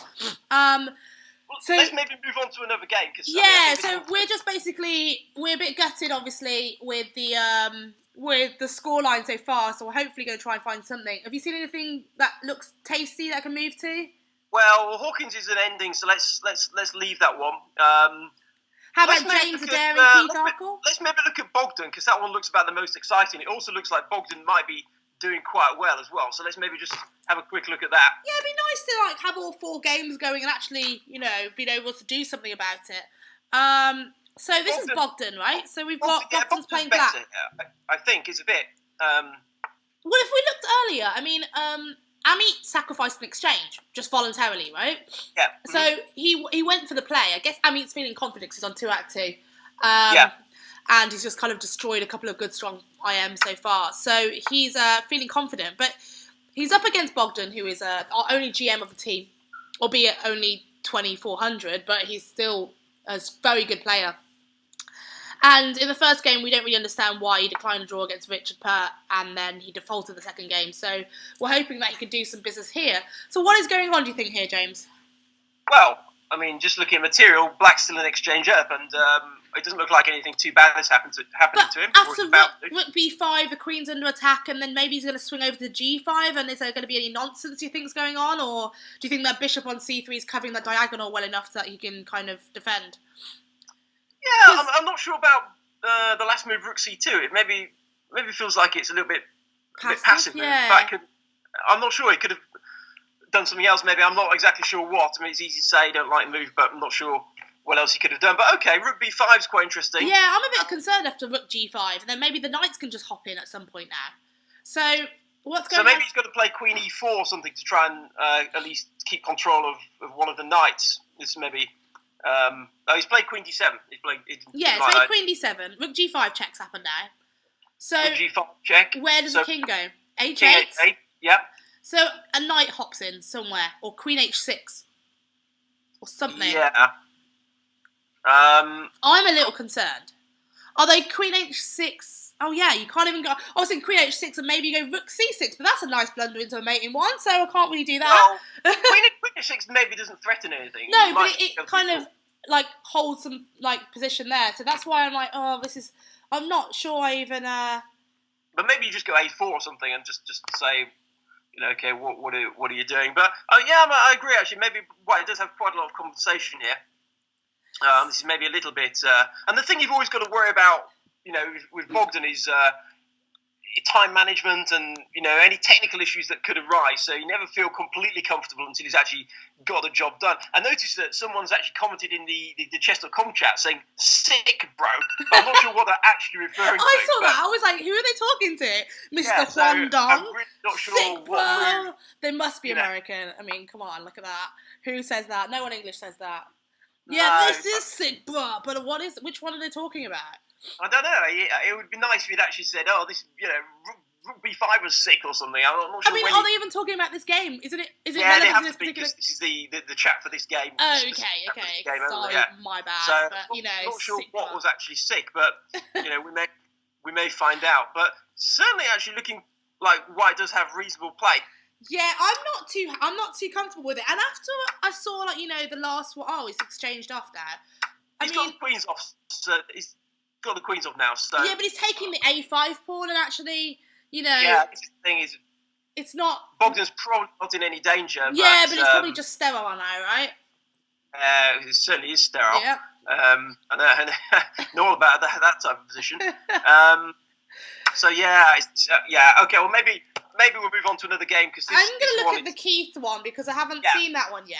And Keith versus James Adair is an interesting matchup as well because, James got 4 out of 4 last week, and he was feeling very confident, and he was just really upset about the last game he had, which is a bit of a shame. And this one looks messy. What is going on? Just tuned in for the first time, the James Adair Arkle one, but James, not James Adair, but whatever, both of you. James, what do you think of James's time management? I don't think he's been too good so far. And also in the previous week, he did have a few sort of dicey moments on the way to 4 out of 4. He had that crazy game. I think it was against Oladapo Adu, and that could have gone. Maybe it didn't have to have been a win. So is that the one where like he basically had this winning ending, and then he accidentally blundered a bishop to make it even more complicated? Yeah, and you were like, what are you doing? He ended up converting, but it was risky. But this game, his time management doesn't look too bad. I mean, he's down to 3 minutes, but there's a good chance the position is going to simplify quite soon. Keita just played king to c6. Yeah, so say if like a bunch of stuff gets traded off. But I mean, what is going on? Do you think this is... Well, White's probably slightly better, I suppose. Just because he can put a lander king on e4 and have some active play, pressure against that e5 pawn. I guess because... Well, I mean, he's threatening to take on d8 right now, right? So he has to actually probably trade off. Or maybe he's going to play bishop back to f6, but... Yeah, or maybe he goes bishop h4 to f2. But you should probably trade them off. Yeah, he should just trade off. I mean, I think White is better, but it's with the knights on. It's hard to imagine it's any. So I would probably think of playing something like take on c7, but king to c7, and then a4 maybe. Yeah, a4. Yeah, of course. Yeah, and then just trying to bring the king to e4, and you've always got that outside pass pawn, and knights are notoriously difficult. Knights are notoriously bad at stopping a pawn. So there could be some problems here for Keith. I'd certainly rather be White, but maybe objectively it's just a draw. But I think just take on c7 here and. Okay, so I'm going to go and think, okay, that one's interesting, but I want to look in the Hawk versus mediocre but creative game and think, right, yeah. What? Actually, is this suddenly drawn now? I've just suddenly logged in and there's some sort of perpetual going on. What? I'm just going to that game. Because this is, if anyone saw the troll video that myself and Justin did of the 4 NCL, basically we looked at Dan Fernandez's game against, it's not going to be a draw, I think, because he can block it, against Keith Arkaway, swindled him at the end. But, at the moment it looks like Dan's about to lose on time, is what I've got on my thing. Which way the pawn's going? Okay, I'm following Dan, so, okay. I'm following Dan too. Yeah, okay. So... It's weird. I mean, I don't know what's going on with the log. Do you have move 47 on the board? Move 47, rook ff1. Yeah. Okay, so something just happened. Mediocre creative offered a draw. Just seeing what the previous moves have been. Oh, so he went rook ff1. So he's hoping to just go draw h1 to g1, but and now he's playing rook f2, which is really clever. So he can go via g2 to f3 and try and play on for a win. Yeah. So he can. Right, so that doesn't look... I mean, this worked against Keith, but unfortunately he is up against the British champion here right now, who's, pretty... I mean, someone just said, okay, like, Hawkins in trouble, right? But I don't think he is. I think seems to be doing pretty well. Yeah. I mean, maybe Dan will... consider taking the But Creative off his name. Aww, poor guy.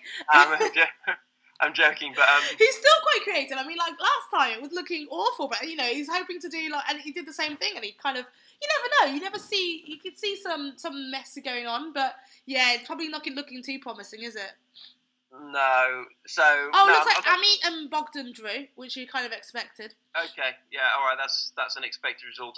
Okay. I mean, I'm being a bit harsh to Dan, but no, that's gonna be difficult. Okay, so Bogdan, say if he just decided to be his normal self and just draw all the time, at least he would be better. The first one he was worse, so he should have actually drawn. I don't know why he didn't decline the draw. I mean, that was a bit bizarre, wasn't it? Oh, Richard Pert just beat Justin. Oh, really? What happened there? That's a big... Well, I'm not... When I say it's a surprise, not on the ratings or the people involved, because obviously Richard Pert's a very good player, but it certainly did feel that White had a great attack and Black's counterplay was nowhere to be seen. You know what's interesting is that I asked Justin earlier, and he was like, "Why do I have 3 blacks?"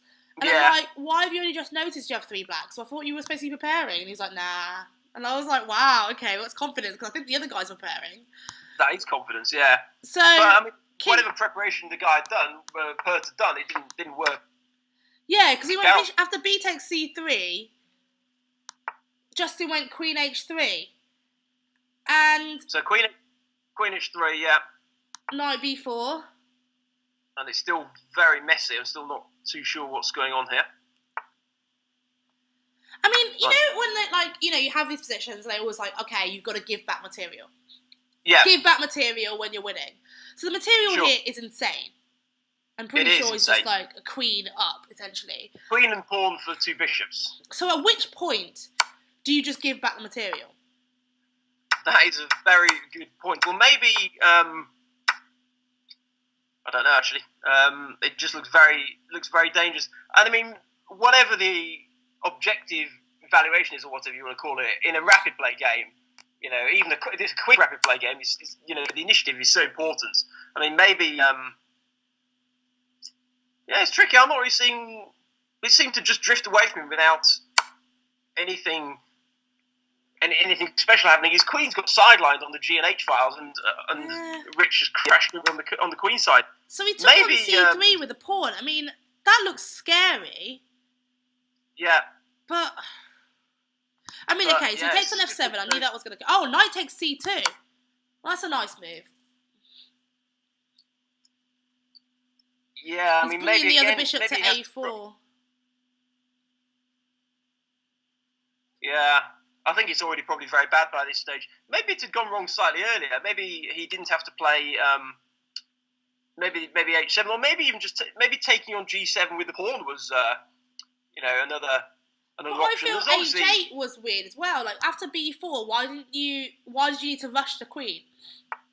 Yeah, sure. Because you can queen whenever you want, right? Yeah. So I didn't understand that. 94. Yeah, I think actually the 90. I like the idea of 94 actually that we thought of before. Yeah. That looks more reasonable. But okay, I mean that game's finished. Let's not cry over spilled milk here. Let's see any games are remaining. I'm just gonna whiz through it to see how he lost. So after knight takes F7 check, king C7, and he went rook D2, and then he went knight E3, rook C2. So it's this whole giving back the material thing here. So he gave it back a rook, and then went queen D3. So he's trying to consolidate. Knight E3, knight D6, and then queen A3, king D2. It's lost then because black has 3 pieces in the attack, and that's carnage. So who's left? Now, I guess it's the other slightly bad news. It looks like Keith has. I say bad news. Obviously, Keith's a very nice guy and everything. Good guy, but no, he's not a good guy in this match. We want him to lose. Yeah, no. From the match perspective, Keith has turned things around. Certainly not to necessarily the point of winning, but looks like he's out of danger, and looks like Keith is the one pressing for the win here. So wow. But it's down to 30 seconds to move right now as well. And how is mediocre but creative surviving? I guess he's being creative, right? So I guess he deserves that bit in his name, after all. Yeah, definitely. And James Adair actually turned a draw down in his game. I mean, our players are so. I mean, they're fighting, and that's what's good. They're like, these guys keep offering draws, and they're like, no, we want to win, which is good because. Well, he has now taken a draw, but I think that was inevitable. Keith was out of danger, and it was gonna be a draw. So the only game going on is how was it still going on? We looked at it and I thought like mediocre but creative was completely lost. We were saying, but suddenly he's being creative. Well, he's being creative and probably mediocre is still there because he's actually losing again. I think. He must be lost here. I mean, those 2 pawns are so close to being queens. They are basically mini queens right now. He is being creative, to be fair, but it's about to be resignation time now. Oh, that could almost have been made, but no, he's seen it, and that's game over. It's game over. It's game over. Yeah. He's still going, hoping for tricks. Look at that. A8, rook E8. Oh, he's back in the game. He is creative. You never know. Do you think the British champion will see that? I think he might see that, and he can just play King D7, can't he? I mean, just King D7, and then Black has no move. But we're hoping for A8. Come on, James. Yeah. This is not creative. This is just unfortunate. So another 3.5 half drubbing here. Why did he not play King takes G7? Is he hoping for some serious down? Well, it doesn't make any difference. I thought he was going to play King takes G7 and then take it off and make him mate with a rook. I see. Yeah. That's what I thought he was going to do. Wow, so we lost 3-1 again. So was it 3-1? I think we lost 3.5 half, wasn't it? No, and both Bogdan and James Adair drew. Oh, that was a very good result for the Lions this round. That's a fantastic. I was sat there thinking 3.5 half. It was actually 3-1. So we've actually doubled our score from the previous 2 rounds. This is incredible. Seriously, what is going on, guys? I mean, this is very. I don't even have the energy to troll because I'm so upset for our guys. I don't even want to say anything because I'm just like they're all just really gutted. Like I can see Justin messaging the group going like, I'm really pissed off, and then James is like, what is happening? Like, I don't even know what to say. I don't even know. It's just really sad to see. Like, and that the other team are just going to be laughing smugly on the other end as well. That's the worst bit about it. They're going to be really happy, and they're going to be like, what? Of course. But to be fair, we would have been happy if the score had been the other way around. So yeah, but I don't think we would have been as smug as they would. No, possibly not. Justin's just saying that apparently he was +4 after 19 moves. Oh, really? Oh, that's okay. Well, it did feel like that, but. Okay. And to the Twitch stream says, what chat are you looking at? We have a Lions private chat on Facebook, so I am talking to my team between rounds, and they're sending me messages about what's happening, and they all just seem pretty gutted. And he's like, +6. Justin's looking through his game now, and he's like, +6 now, and it's just like, it's just really sad, and I just like kind of, I don't know what to do. Like, I wish I could cheer them up, but do you know what? I feel like I should just like take them all out and just get them drunk or something, right? So, well, I think they aim for the last round because we haven't actually won a game yet, have we? No, hang on a minute. Dan is saying that he had a draw in his move 57. Should we take a look? Okay, let's take a look, yeah? What was the draw? This is what we're going to have to check. So if I put after 57, King D3, let's see if the viewers can spot the draw that Dan apparently had. And the first move that comes to my head, I can see, which makes sense. And why didn't he play that move? Actually, that's weird. Okay, so he played Rook A3, so I guess the other move is Rook G3. Yeah, and that just wins the G pawn, right? Well, yeah. And the A pawn, probably. Not quite. It's still not 100% clear, though, is it? Because the Black King's cut off a long way away. I mean, it's certainly better than what was played in the game. But how does that actually go? Rook G3, King C4. Rook takes King B5. Yeah. Maybe Rook G5 and take the A pawn. So you can't go King B5. You have to go King B3. And then you can try and lawn mermaid Black, maybe. Or maybe you can go Rook B2 check. And then King takes B2, Rook takes B4. Well, that should be drawn, right? So yeah, okay, King B. So yeah, so you have to go King B3. So we're going Rook G3 here. I'm going to play the moves on the board, if I can. Yeah, okay. Yeah, Rook G3 check. King C4. So I'm saying C4. Rook takes G4. You can't go King B5. I think that's too easy. So King B3. King B3 and makes sense. I'm thinking maybe Rook B2 it might be cheeky. I don't know. No, but that's going to be a lost. That's going to be a lost rook ending. You just could play King takes B2, and this is the Rook B2, King B2, Rook B4, it's and then King up 3. It's not enough. It's too far away. Okay. So what would you try? Well, you can try Rook takes B4 check. Is that not the same thing, but with so you actually. Well, because then the difference is that the black rook's not attacked at the end of it. Yeah, I feel like the king's too far forward though. That's the only thing I was thinking. Well, no, because he has to. Yeah, so he plays King takes B4, but then you've got King F7, and you should be close enough then, I think, to hold. Maybe. In the other variation, you can't get King F7 in because the the king on A3 will be attacking the rook on B4. The king's too far away. And then you can cut him off by the extra file. Yeah, I don't know. Yeah, maybe. but certainly that should have been tried. But it does. Yeah, it probably is a draw, but not easy to see. No. All the ramifications. Especially with it. That. Yeah, exactly. Yeah. Especially if he keeps checking and he's down to low on time. I mean, we've got some new games coming now because it's round 4. I mean, as I was just saying before, that no one's actually won a game yet. So I mean, I think this round, it'd be nice if just somebody gets a win. Well, we've got Hawkins playing the only GM we have on our team, so that should be supposedly an more even matchup. That's Hawkins playing out board 4, in other words. Yeah. I'm trying to be nice, but playing the guy who doesn't even know how to start his game. Yeah, we're playing. Yeah, exactly. And B Unit has played the Catalan, so that should be something that he's played his moves at least. That's a good start. Yeah, no, he's moved. Now, what's the betting that he's gonna like? He didn't realise there was a second game. What's the betting that he doesn't actually realise this is the final game? I bet you get an email later from Bogdan saying, I am sat here and waiting for 5th game, but it doesn't start. Okay, so, okay. But okay. Let's see. So we've got Richard Pert white against James Adair, which is this. And it's a trump.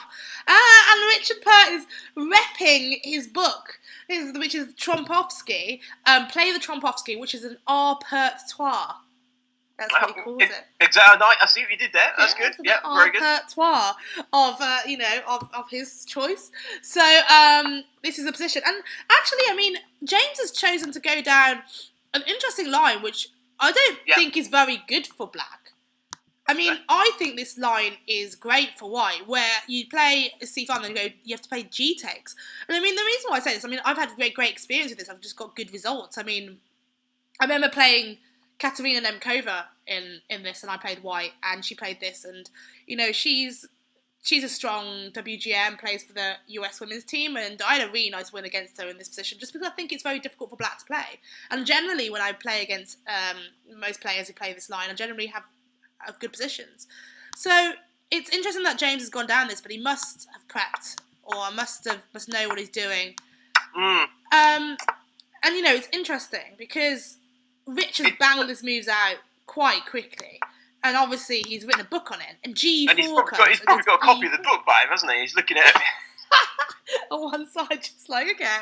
But he's got this G4 versus E4 idea, which is really nice. And it's suddenly, I feel like James's king's in the middle of the board, and already, I mean, I just don't like this position to Black. I prefer.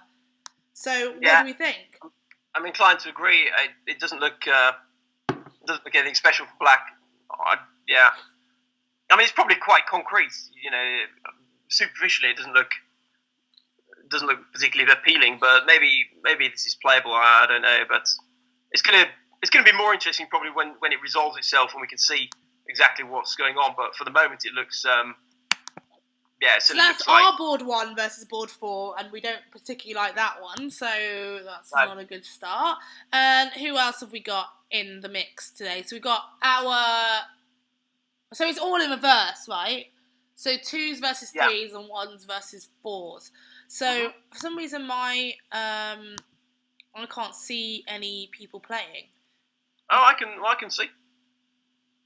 I can't. Where have they gone? They just pop up when the game starts. I mean, mine didn't. So okay, let's go. I can do it if I physically try to view their games.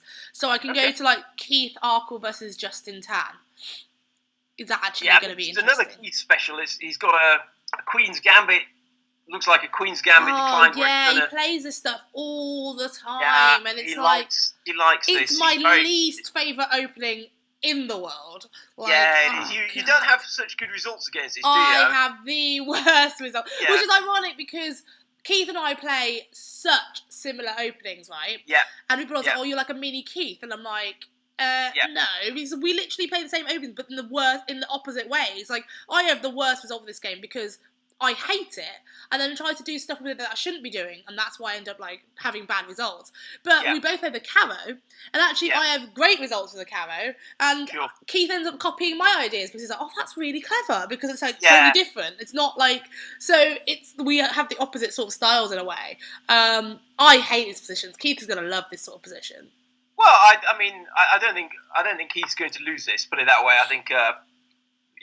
But Justin does well with this actually stuff. Surprisingly, because I mean Justin's like quite an active, like attacking player, right? So it's like it's quite impressive that he plays down these sort of positional lines. Like, in fact, I had a game against him. The King GD though, the exchange variation, you can get some quite good attacks as black, but he's just so solid. He with the knight H4 ideas and stuff like that. But it's just kind of it's Keith's sort of likeable position. But I guess I don't think Justin's in that much danger either. So. No, but I'd rather be White. I mean, White's the only one that can try and play for anything here. I think it might be a draw, but I think Keith will be able to press for a while. It's not particularly pleasant for Black, I don't think. It's not particularly very interesting either. Okay. But it's not that interesting. Maybe let's look at the mediocre but creative, because he's actually played one of Keith's speciality opening. I can't find him. Where is he? He's played the speckled egg. Where is he? Against Amit Ghazi, so it's quite an interesting little game here. Give me a second. I need to find him. I'm looking in like the spectator list too, and I can't even find it. That's probably because neither of them actually got a title by their name. So they're buried in the 1500 rated guys. I can see them now, but why don't either of them have titles? Considering they're both IMs, almost GMs, so that's a bit weird. I've no idea, but that's probably why you can't find it. I can see it now. Let's go back. So you want to see the opening? So you say it's actually when I looked at the opening, I hadn't seen the final position or the current position. It's actually not that interesting after all. So B4. This is what you're saying, that Keith plays this as a. Yeah, well, he doesn't play it all the time, but he has played it. It's called the speckled egg. Do you know why it's called the speckled egg? I think there was something. There was a reason written about why it's called the speckled egg. I don't actually know. I think it's something to do with Keith's head or something. I'm not sure why. No, was it now? I'm not sure. I you sure it wasn't Pete's head, or you can't really tell the difference between the two of them? No, I'm not sure. But it is an opening Keith likes to play. It's like a reverse Polish. Yeah, it's really weird. Yeah, so. But what's really interesting is that Dan loves to do this too. Like Dan plays like we're saying that D4 B5 he played in the other round, right? That's quite normal for him, though, isn't it? Yeah, I mean D4 B5 is pretty normal for Dan. Yeah, so he plays it all the time. We were saying that. Do you remember the game in the 4 NCL played against Howell, where he went D4 A5? It was just weird. Was it E4 A5? I'm not sure. I remember he played A5. He lost, though. Yeah, but he had an interesting position. I think Howell just went like a tempo down in like a normal position, so it was kind of interesting. But, so Bishop G7. Not that interesting, to be honest. That's not neither the Ghazi game or the Justin game are that interesting. It's kind of like, I'm just looking at the Dan one now, we're flicking through the moves, and it's kind of like gone to a normal position. So I guess what Dan plays all these openings, like hoping to just use the B file to his advantage. I mean, because he just voluntarily goes to these positions and has 2 isolated pawns on the queen side for like no reason. Yeah. And now he voluntarily just doubled his F pawns as well, lost the A pawn for compensation. So it's just kind of interesting choice by Dan. So I guess what's he trying to do? Trap the knight on A2, the final position. He's gone C4. And, okay, the bishop on G7 is saving its life, but is he trying to maybe trap the knight? Can it be trapped? I don't think so, can it? I don't think so. No, I don't think so. Imagine, say, Rook takes D1, Rook takes D1, or maybe you don't even need to do that. Knight C3. And then it can go to A4 to C5 anyway. The worst comes to the worst, right? Yeah, black must be at least fine, and probably better, to be honest. I mean, it doesn't inspire. Put it that way. Justin is playing. Is he finished? So he drew against Keith last game, right? Or no? No, Justin has just drawn with Keith now. Justin Pound just said. Keith just sent to Justin, going, "You had me on the ropes all game there, James." Oh no, that's to James. Oh no, that's the James. No, Keith Arkle just said to Justin Tan, accurate game, and I think that probably sums it up. It was a very correct game there, but nothing. Oh, because it was all like kind of theory and like nothing really special, and but to James Adair, he said, "You had me on the ropes all there, James. I didn't see a clear window."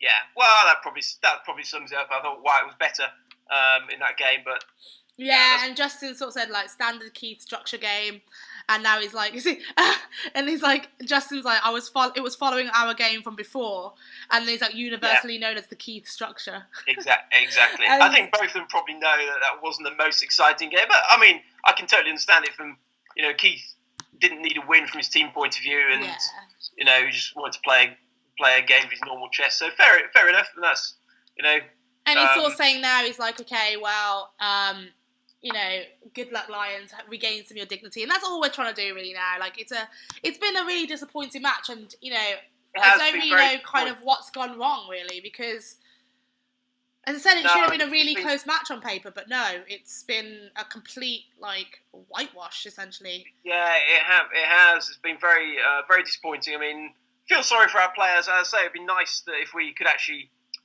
get a win, but unfortunately, it looks like Bogdan is probably worse, and it looks like James Adair is also probably worse. So I just tuned into James Adair one, and we didn't like it earlier, and because he's playing an opening versus someone who wrote a book on it. I mean, if I were James Adair, I'd play D5 as move one instead of like knight F6 just to avoid it. Why? It did have the pseudo trumpet as well, though, didn't it? What, bishop G5 did it?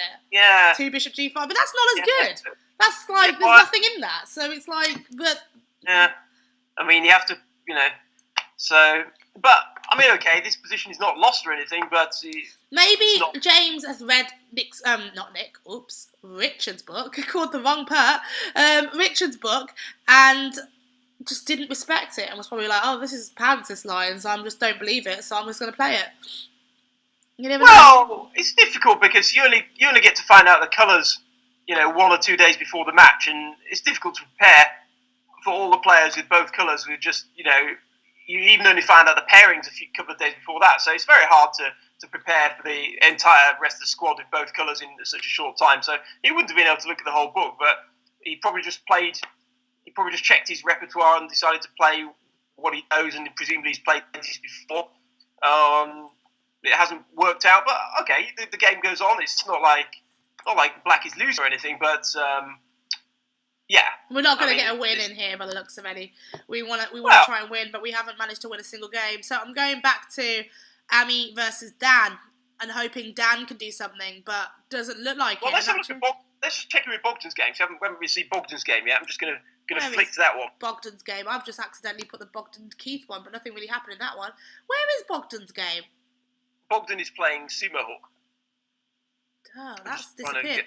I've managed to show Keith Arkle versus B Unit, which is that was an exciting game. That was Keith's easiest game. That's a shame, because that's the one I would like to have seen. Like, Pete was there ready to tell about his mum's inner secrets, which he didn't realise was still on air. But we now know that Susan prefers Bogdan over Keith. Absolutely. But the question is, does she prefer Graham over Bogdan? Well, you would hope so. You would hope so, but you never know. You never know. But, okay, so, I mean, Bogdan's game's quite interesting, though. Sumo Hawk is an exchange down, but... has a lot of pawns with him, or 2 pawns. A lot of pawns, and a very powerful past B pawn. I'm not too sure what's going on there. Yeah, and there. obviously you can't take the knight on D7, because he just doesn't get... I mean... Well, he can. He can go rook D7, can't he? B2, rook D1, then try and trade it off. But then he's down in the ending anyway. But you could do, yeah. But he's trying to obviously win. He's thinking maybe this knight doesn't have any squares. But what about the guy's got E4, E-pass pawn too. So it's very tricky. It's very tricky. I mean, so yeah, as you say, maybe A4, and suddenly that A pawn's not going anywhere. And now he can go like knight B6 or rook A8, and it's not so clear. No, I don't like this. I don't like this particularly for White. I mean, it's very passive. But, rook c4, rook a8 has been So played. would you have tried, after, instead of rook b2, so if we go to, after king f5, would you have tried that to defend that ending? Like, after, say, rook takes d7, and then... Maybe that bad. And then b2, I'm going, and then rook d1, I'm playing.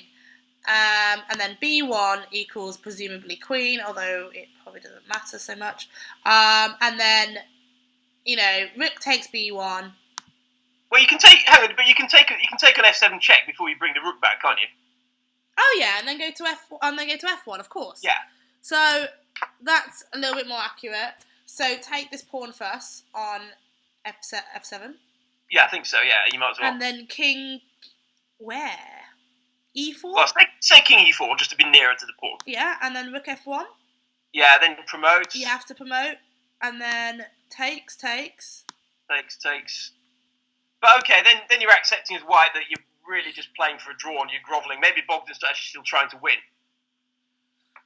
Okay, so let's go back to the live position. Yeah. And is this winning? I have no idea what this is, but I mean, at least this is a little bit more unclear. We saw what happened after the last time we tried to win.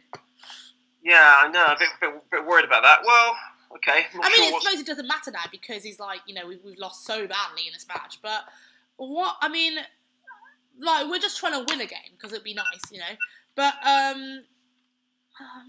what is going on? So Bogdan's played h3, and yeah, okay. Well, White can never really win this, I don't think, because it's very hard. If White could attack the A pawn somehow with both rooks and win that, then it might be a different story. But the B pawn is just so strong. I mean, Black must be presumably doing quite well. So G4, yeah, it's still a bit. I'm not entirely sure what's going on, but I don't see how White's ever winning. Put it that way. Even if things go a bit wrong for Black, I'm not sure how White can actually hope to win that position. Yeah, I'm not sure either what is going on. And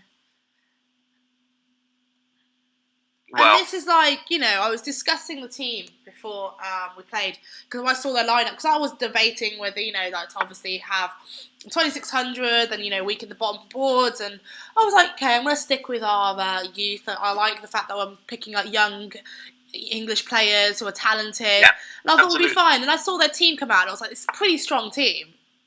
And I was like really worried. I was like, okay, so you got Hawkins, he's obviously British champ. Keith's solid, and obviously been a GM forever, and like world seniors champion or whatever he is. Yeah. And then you've got like Ami Garci, who's always been talented. Obviously, I'm a Brummie by originally, and he's always been one of the best players in our I was say, has he been one of the strongest players who have ever lived in Birmingham? Obviously, I'm forgetting Tony Miles, who is the first ever Grandmaster, and so. And then Richard Pert, who's, is at Rapid as well. He's very strong. He does well in the London Classic Rapid play. So, I was concerned, and everyone else was like, nah, you'll be fine. You've got a really strong team. They're really good at Rapid. And Justin was really confident. He was like, nah, that team's not that good. They'll be fine. But maybe we just got overconfident. Yeah, I thought the Towers were the favourites, but not by much. I thought on paper it could be pretty close, and I thought it was going to be a very close match. Actually, I thought maybe 9-7 or something like that, or maybe even 10-6 if one of the teams has a bad day. But the Towers have played really well. Can't take anything away from how they perform, because they've. I'm really gutted for our team, obviously, but kind of obviously there was a bit of trash talking on social media beforehand, but what can I say? The Towers have just absolutely demolished us, like completely. Yeah, and to play 16 games against the quality of players that we had, are good players, and by the looks of it, it's going to look like they're not going to lose any of those games. It's pretty impressive. So yeah, and it's quite shocking. I would like to have thought we'd actually win one game, but I don't know. I'm actually lost for words. I don't know how it's been this score. I can't believe it. And so many people are like, oh, you'll be fine. I was like, I don't know. This team's pretty good. So yeah, it is. Yeah, it's a good team. Well, certainly there's no way that Dan's going to get a win here because he's got rook and 4 against rook and 5, and I don't know what the evaluation of it would be, but he certainly can't win the position. So it's really all down to Bogdan, but I don't see how he's going to get a win either. So, and what do you think of James Adair's position currently against Rich Pert? I mean, for the first time ever, I've seen this James is up on time. Oh, right, that's actually quite interesting, because I'd actually totally forgotten about, let me just try and switch to that game, totally forgotten about James Adair. Right, what on earth is going on here? Has James got 0 so far? So he went from having 4 out of 4 to 0? No, he drew with Keith. Okay. He drew with Keith, and... So we've got one draw from... So everyone's drawn with Keith. Not quite. Well, yeah, Bogdan didn't, did he? So, okay, we've got one draw from Bogdan. Did he just draw with... Bogdan drew with Ghazi last round. Ghazi. Yeah. Justin's just drawn with Keith and technically drew to Hawkins. And then we've had one draw from James, and then we've got Dan who also drew. So no one's on 0 on our team, at least. Right. So that's good. Yep. That's very good. That is actually good. That's our moral victory. Yeah, that's a moral victory. It's a small victory. It wasn't what we'd necessarily be aiming for nobody to get 0, but... But, at this I'm going to stage take what I can get right now. This is just... whatever we can get, yeah. I mean... Okay, so just quickly looking at the James Adair game. It's gone rook f4... Sorry, knight d5, bishop d4, rook f4, rook g4... fg4, bishop h7, takes on d6. This is all blitzing of these moves out now. What is going on? Sort of liquidation... White's got an extra pawn. He doesn't want to allow any discover check on that d file because it could win material. So I guess he can't go king c5 because of b4, can he? Because the king takes c4, or is something going on after that? Very good question, because he has gone king c5. Oh, but no, b4, of course, he's got king takes c4, exactly, and there's no follow-up, right? Yeah. So I guess the can he prepare that move? Can he prepare that move? Yeah. Black should be active enough to draw, but I think probably pawn down. Maybe draws the best he can do. Or does White actually play here though? White just wait to bishop g6 or something? I'm not sure. All right, let's go back to Bogdan's because he was the only one that could turn interesting. Yeah, and that's the only. Yeah, that's against a British champion after all. So, but it looks like it's getting worse. So he went to go for the win. And the A pawn's dropping now, so he's gonna have 2 big pass pawns against him. This is a problem. This has got to be lost. What does he even play now? I mean, look at what Hawkins doing. He's playing king f7. It's like trying to be even more solid. Doesn't even want to give him anything. No, exactly. Real technique. Wow. I mean, I'm not even sure what to suggest. Rook b1. Surely knight takes a3. I guess he's going rook h1. Is he trying to do f1? Then rook f1. Maybe king f7. Is it rook f1 or rook h1? I'll be like, I guess he's just going to go along and just keep checking, and he can't get rid of it. My initial thought was just to play rook f1 and just to take the pawn on f6, and then don't stop checking, and just to draw. But yeah, maybe you can play for more. But maybe Black could have played knight takes a. Well, I suppose knight takes a3 was going to run into rook f2. Well, that's what he's thinking, isn't he? So then he's like, well, okay. And then what would be beautiful is then like after rook f2, and then. Suddenly something happens. He goes rook f takes f6, and he goes king g5. That would be beautiful. Yeah, indeed. Actually, how does Black win this? Actually, it looks. I mean, I don't understand. So he's got to go. Is Bogdan just not mediocre but creative? Oh, he's going for it. But now, this is going to be drawn now, isn't it? Probably. Well, no, he's covering d6 with check. So it's covering the D file. So you had to at least if you cover one of the squares on that file, then at least you might be able to maneuver your way around, can you not? Do you see what I mean? Yeah, that's true actually. Because obviously if you just keep checking on that rank, then you're actually dead drawn. But I didn't expect that. So maybe what? Okay. So knight d6. I didn't expect this. Did you? No, I didn't. Knight d6. I don't understand that. Or maybe knight d2, just hitting the rook and uncovering the. But maybe the knight d2, then rook f6, rook f6. Yeah, but then knight e4 check. Yeah. Oh yeah, exactly. So you got the kings on the bad square. Yeah, and it's still covering d6 anyway. So but knight d6 makes sense. Yeah, it's just easy now. Now b2, b1. I don't understand.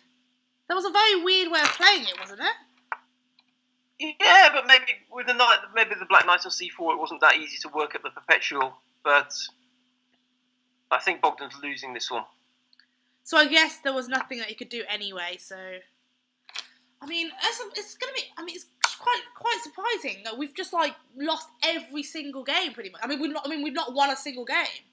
I mean, even Bogdan, the master of drawing, has really, struggled. So maybe he doesn't like the online format or something. Maybe he finds out not to his liking. But very surprised with some of the results here. Well, I mean, I'm not surprised with any of the individual results because all the other team are very good, strong players, and they can obviously get those kind of results. But and I don't really understand now. He's playing he just played rook takes b2 and then is playing on. Surely it's just resignable. Why do you even bother playing on? Yeah, right? He's probably just playing through inertia, isn't he? I don't know.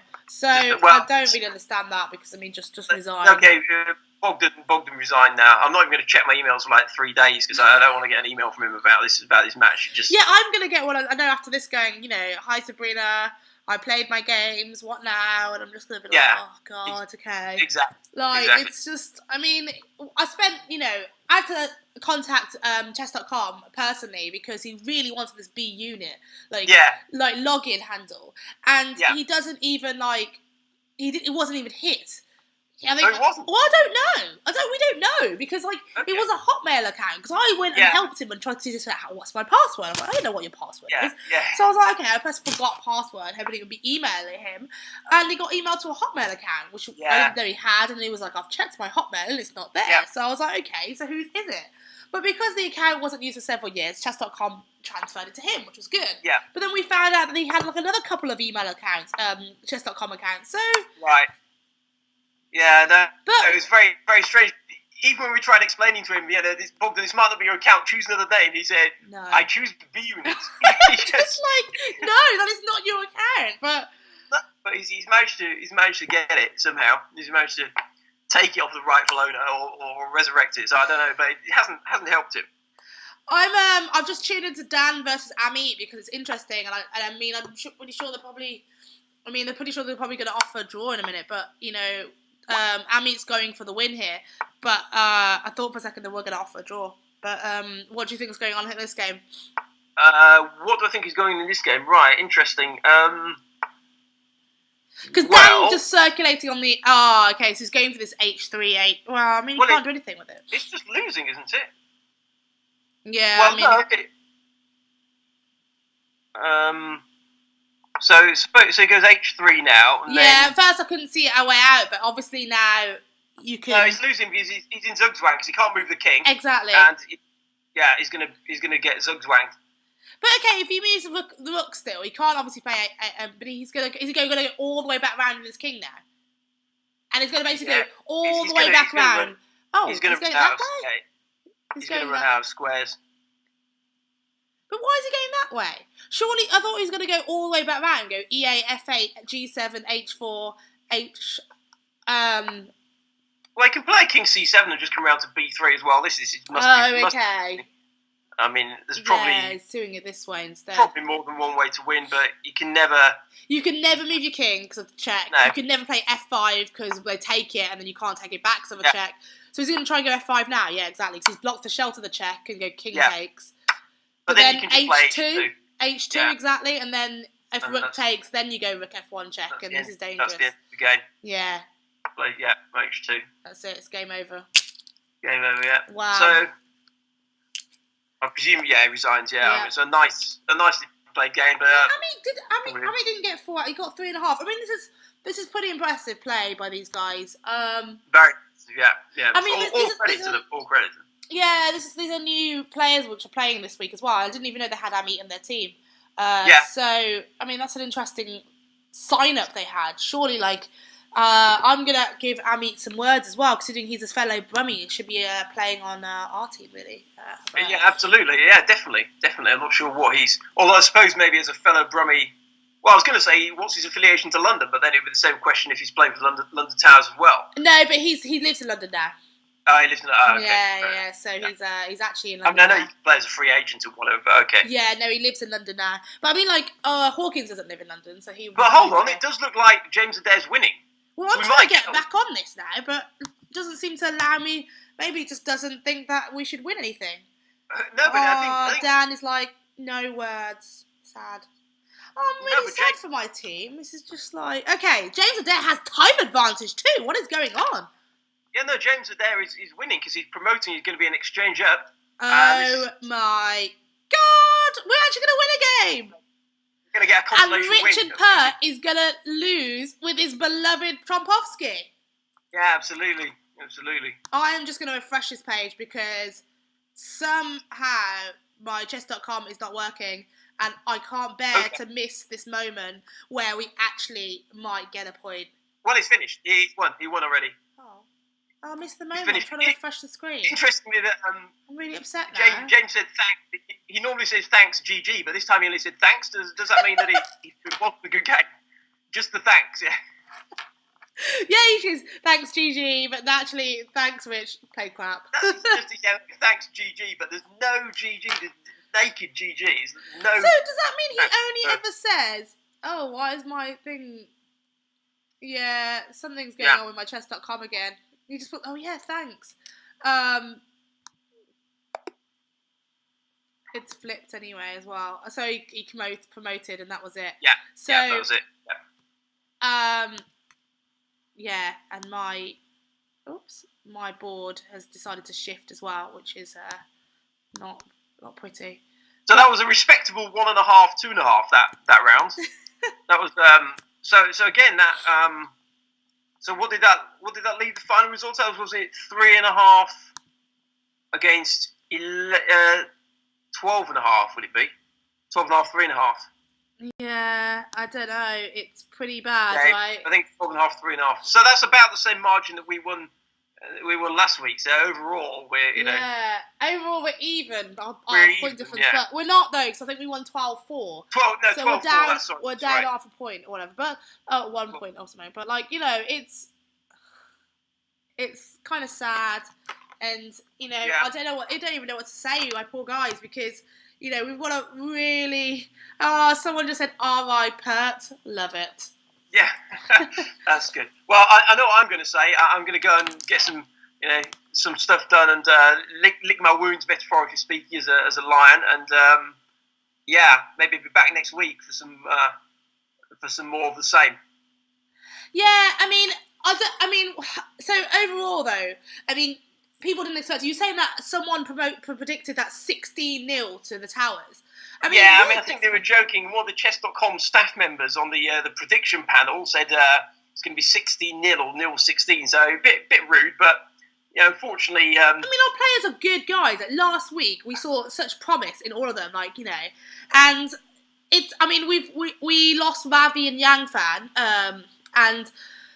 but we still had Dan and not Dan. We had replaced with Dan and Boggy. That's not two bad replacements, is it? So on paper should have been. On paper, in a way, it should have been an upgrade, but it wasn't at all. Obviously, with all the technical issues, Bogdan just was starting playing blitz against other people in between rounds. Okay, that was a bit weird, but also it started off with the first round was just really surprising, and then it just kind of went downhill. And I think all of our players were just really demoralised.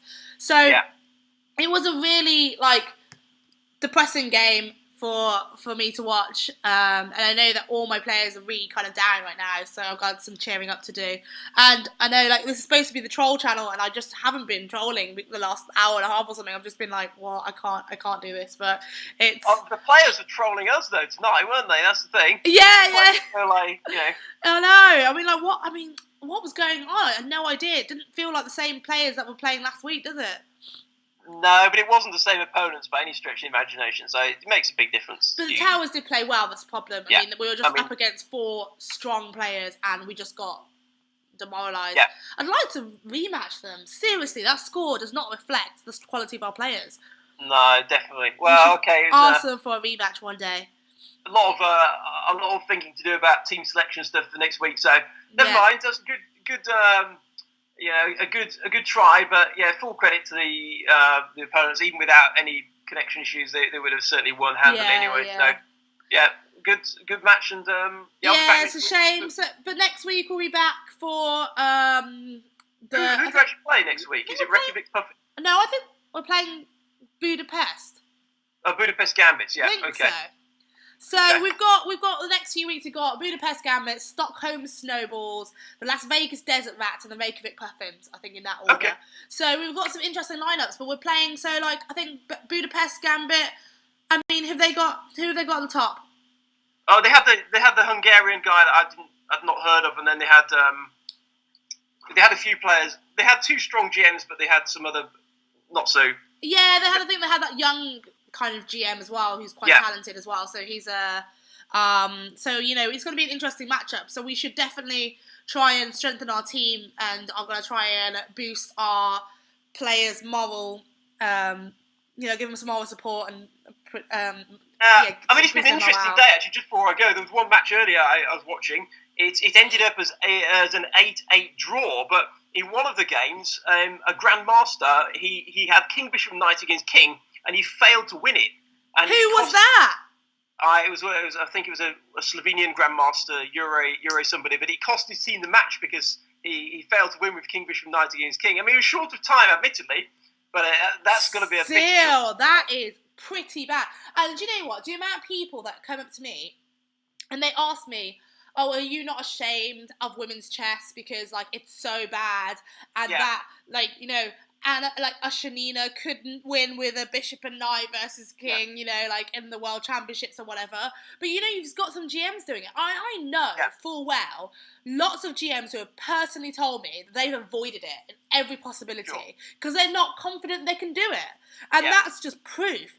And, you've got, Increment and, the guy didn't have very long probably. But, I see people on Twitch going, I can do it. But I learned. What was funny about it was he started so beautifully. He got the opponent in the right position in the wrong corner, and then he did the W. Started the W maneuver, and then there's a bit where you have to let the king out a little bit, but not too much. Yeah, and then you put it back. Yeah. And he let him out too far, and it ran away to the other corner. He set it again. He started doing the perfect thing, and then he messed up again, and then he ended up stalemating the guy. Oh my god! Yeah, but I think he would have run out of moves anyway. But it was a complete nightmare for him, and I think that cost his team the match. I can see that people are talking in the chat saying that they know how to do it. One guy learned it in the first year of chess. I mean, and apparently someone else saying it only takes 10 minutes to learn. It's like chess in general. It takes a few minutes to learn, a lifetime to master, or whatever. I mean, I'm sorry, but like if you had that same thing in a actual game, it's like the whole rook and bishop versus rook. Theoretically, it's a draw. Can you draw it against a strong player every single time? I doubt it. Same as we talked last week about the rook F and H pawns against a rook. Yeah, I mean, I've never seen that drawn actually. And I mean, I've seen 2650s, 2700 playing against each other and still failed to draw. Yeah, it's a technically drawn ending. So, just because something's a textbook win, draw, or whatever, it does not mean it's going to happen by all means at the top. So this is just a demonstration today that it does happen. I mean, I've seen kids do it, Bishop and Knight versus King, in a perfect, textbook fashion, but I've also seen GMs fail to do it, and today was a good example. So it's nothing to do it. Oh, Mr. Super Pat just says he can do it blindfolded in under 30 seconds. So That might be a challenge. For Well, Mr. when Super Super Pats is playing in the Pro Chess League, you have a chance to maybe demonstrate it. So, yeah, I think so. good stuff. Good stuff. Anyway, I'm going to go. I'll see you next week. Well, thanks, James, for joining in. And unfortunately, our guys had a really tough time today. So I'm going to go do some cheering up now and hopefully start thinking about next week's team selection, and hopefully we can bounce back with a big win against Budapest Gambit. But thanks for all those tuning in today, and we'll catch you again next week. Look forward to it. See you. Later, Bye. bye.